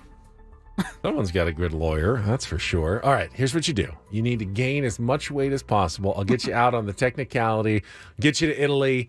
You can live, just lay by the pool all day, and that's it. That's ridiculous. That's not punishment. I was reading through That's the dream life. I was like, oh. Go retire in Italy for the rest of your life. Yeah, you can't leave the house, but whatever. How does Italy feel about this? If I'm Italy, I'm going, I don't want your stabbing, murderous convicts coming to my country, even if they are on house arrest. This makes no sense. I'm calling fake story on the Reindl Report today. Telling you. None of it makes sense. You can't gain that much weight. I get it. You can... people lose muscle tone. I mean, there's the people who work out in prison. Again, it's mostly television and movies that I'm basing this on. But you either work out or you just sit around all day and you eat and do nothing and you lose all your muscle tone and you do gain weight. But how do you gain 200 pounds in prison? Don't the wardens at some point say, hey, we're cutting you off, more. man. Settle down, guy. We're cutting you off. I don't know, man. I'm just telling you what the story is. There was only one overweight prisoner in Shawshank Redemption, and he didn't make it through the first night, sadly, thanks to... He wouldn't shut up. Yeah, well, I mean, stop crying, man. He didn't belong there. He wanted his mama. What was the guard's name? Captain Hadley? Yeah. Hadley, yeah. Hadley. He was nasty dude. They say he cried when they took him away. I wasn't there to see it, but well, just like when even when Woods is here, doesn't matter if he's here or not, we still get to about 9:50, and then we go, what do we do for the last couple of minutes? Oh, it's only like 2 minutes and 15 seconds. I have full faith in you, Paulie. What Padres player do you want to trade? In being able to figure out what we're going to do. 2 minutes before Woods comes back and chastises you. I got a nice message, I won't say from who, on DM about my Corbin Burns, Juan Soto three-way trade idea. He even said, should get Woodruff as well. I mean, just go full pitching next year. Get both of those guys. If the Padres truly are so desperate for payroll relief that they're thinking of trading or non-tendering Scott Barlow to save that $6 million as well, I don't know. I mean, I don't even know how to analyze this offseason. If it's that desperate that you can't afford a few million to beef up your bullpen, say goodbye to a guy who you could potentially trade if things aren't going well at the trade deadline, then I'm not even sure what we're going on here. But I mean, we've been told 200. You can put it together a good team for $200 million. I would think that should be a possibility. But is that? I mean, how desperate are they? Is there any flexibility at all? I mean, what's the deadline on all of this? That remains to really be seen. AJ didn't give us a ton of information when he did his couple of Zooms. He it just would be said, nice if we had a manager hiring and then maybe a press conference that AJ Preller was at, and maybe he could be asked some of these questions. He's not going to answer any of them. Well, we're still working out our, final payroll numbers. Now that we got the manager in place, we can take the next step forward on figuring out where we are with the payroll and what we're going to do with it. He's not going to answer any of those questions. It's just not ever going to happen with that guy. You know that's how it works. So, all right, we have made it through a couple of days. I thought you did a really good job, Paulie, as co-host, thank you, sir. Along with being the imaging director and the executive producer of this show. You did a pretty good job. Wearing all the hats. In fact, you are the only one wearing a hat today. So all the hats also for Paul Reindl. I'm Ben Higgins. Woodsy will return tomorrow. Coach Braden's back from his TCU jaunt over the weekend as well. It's all coming up next here on San Diego's #1 sports station, 97.3 The Fan. Have a great rest of your Tuesday, everybody.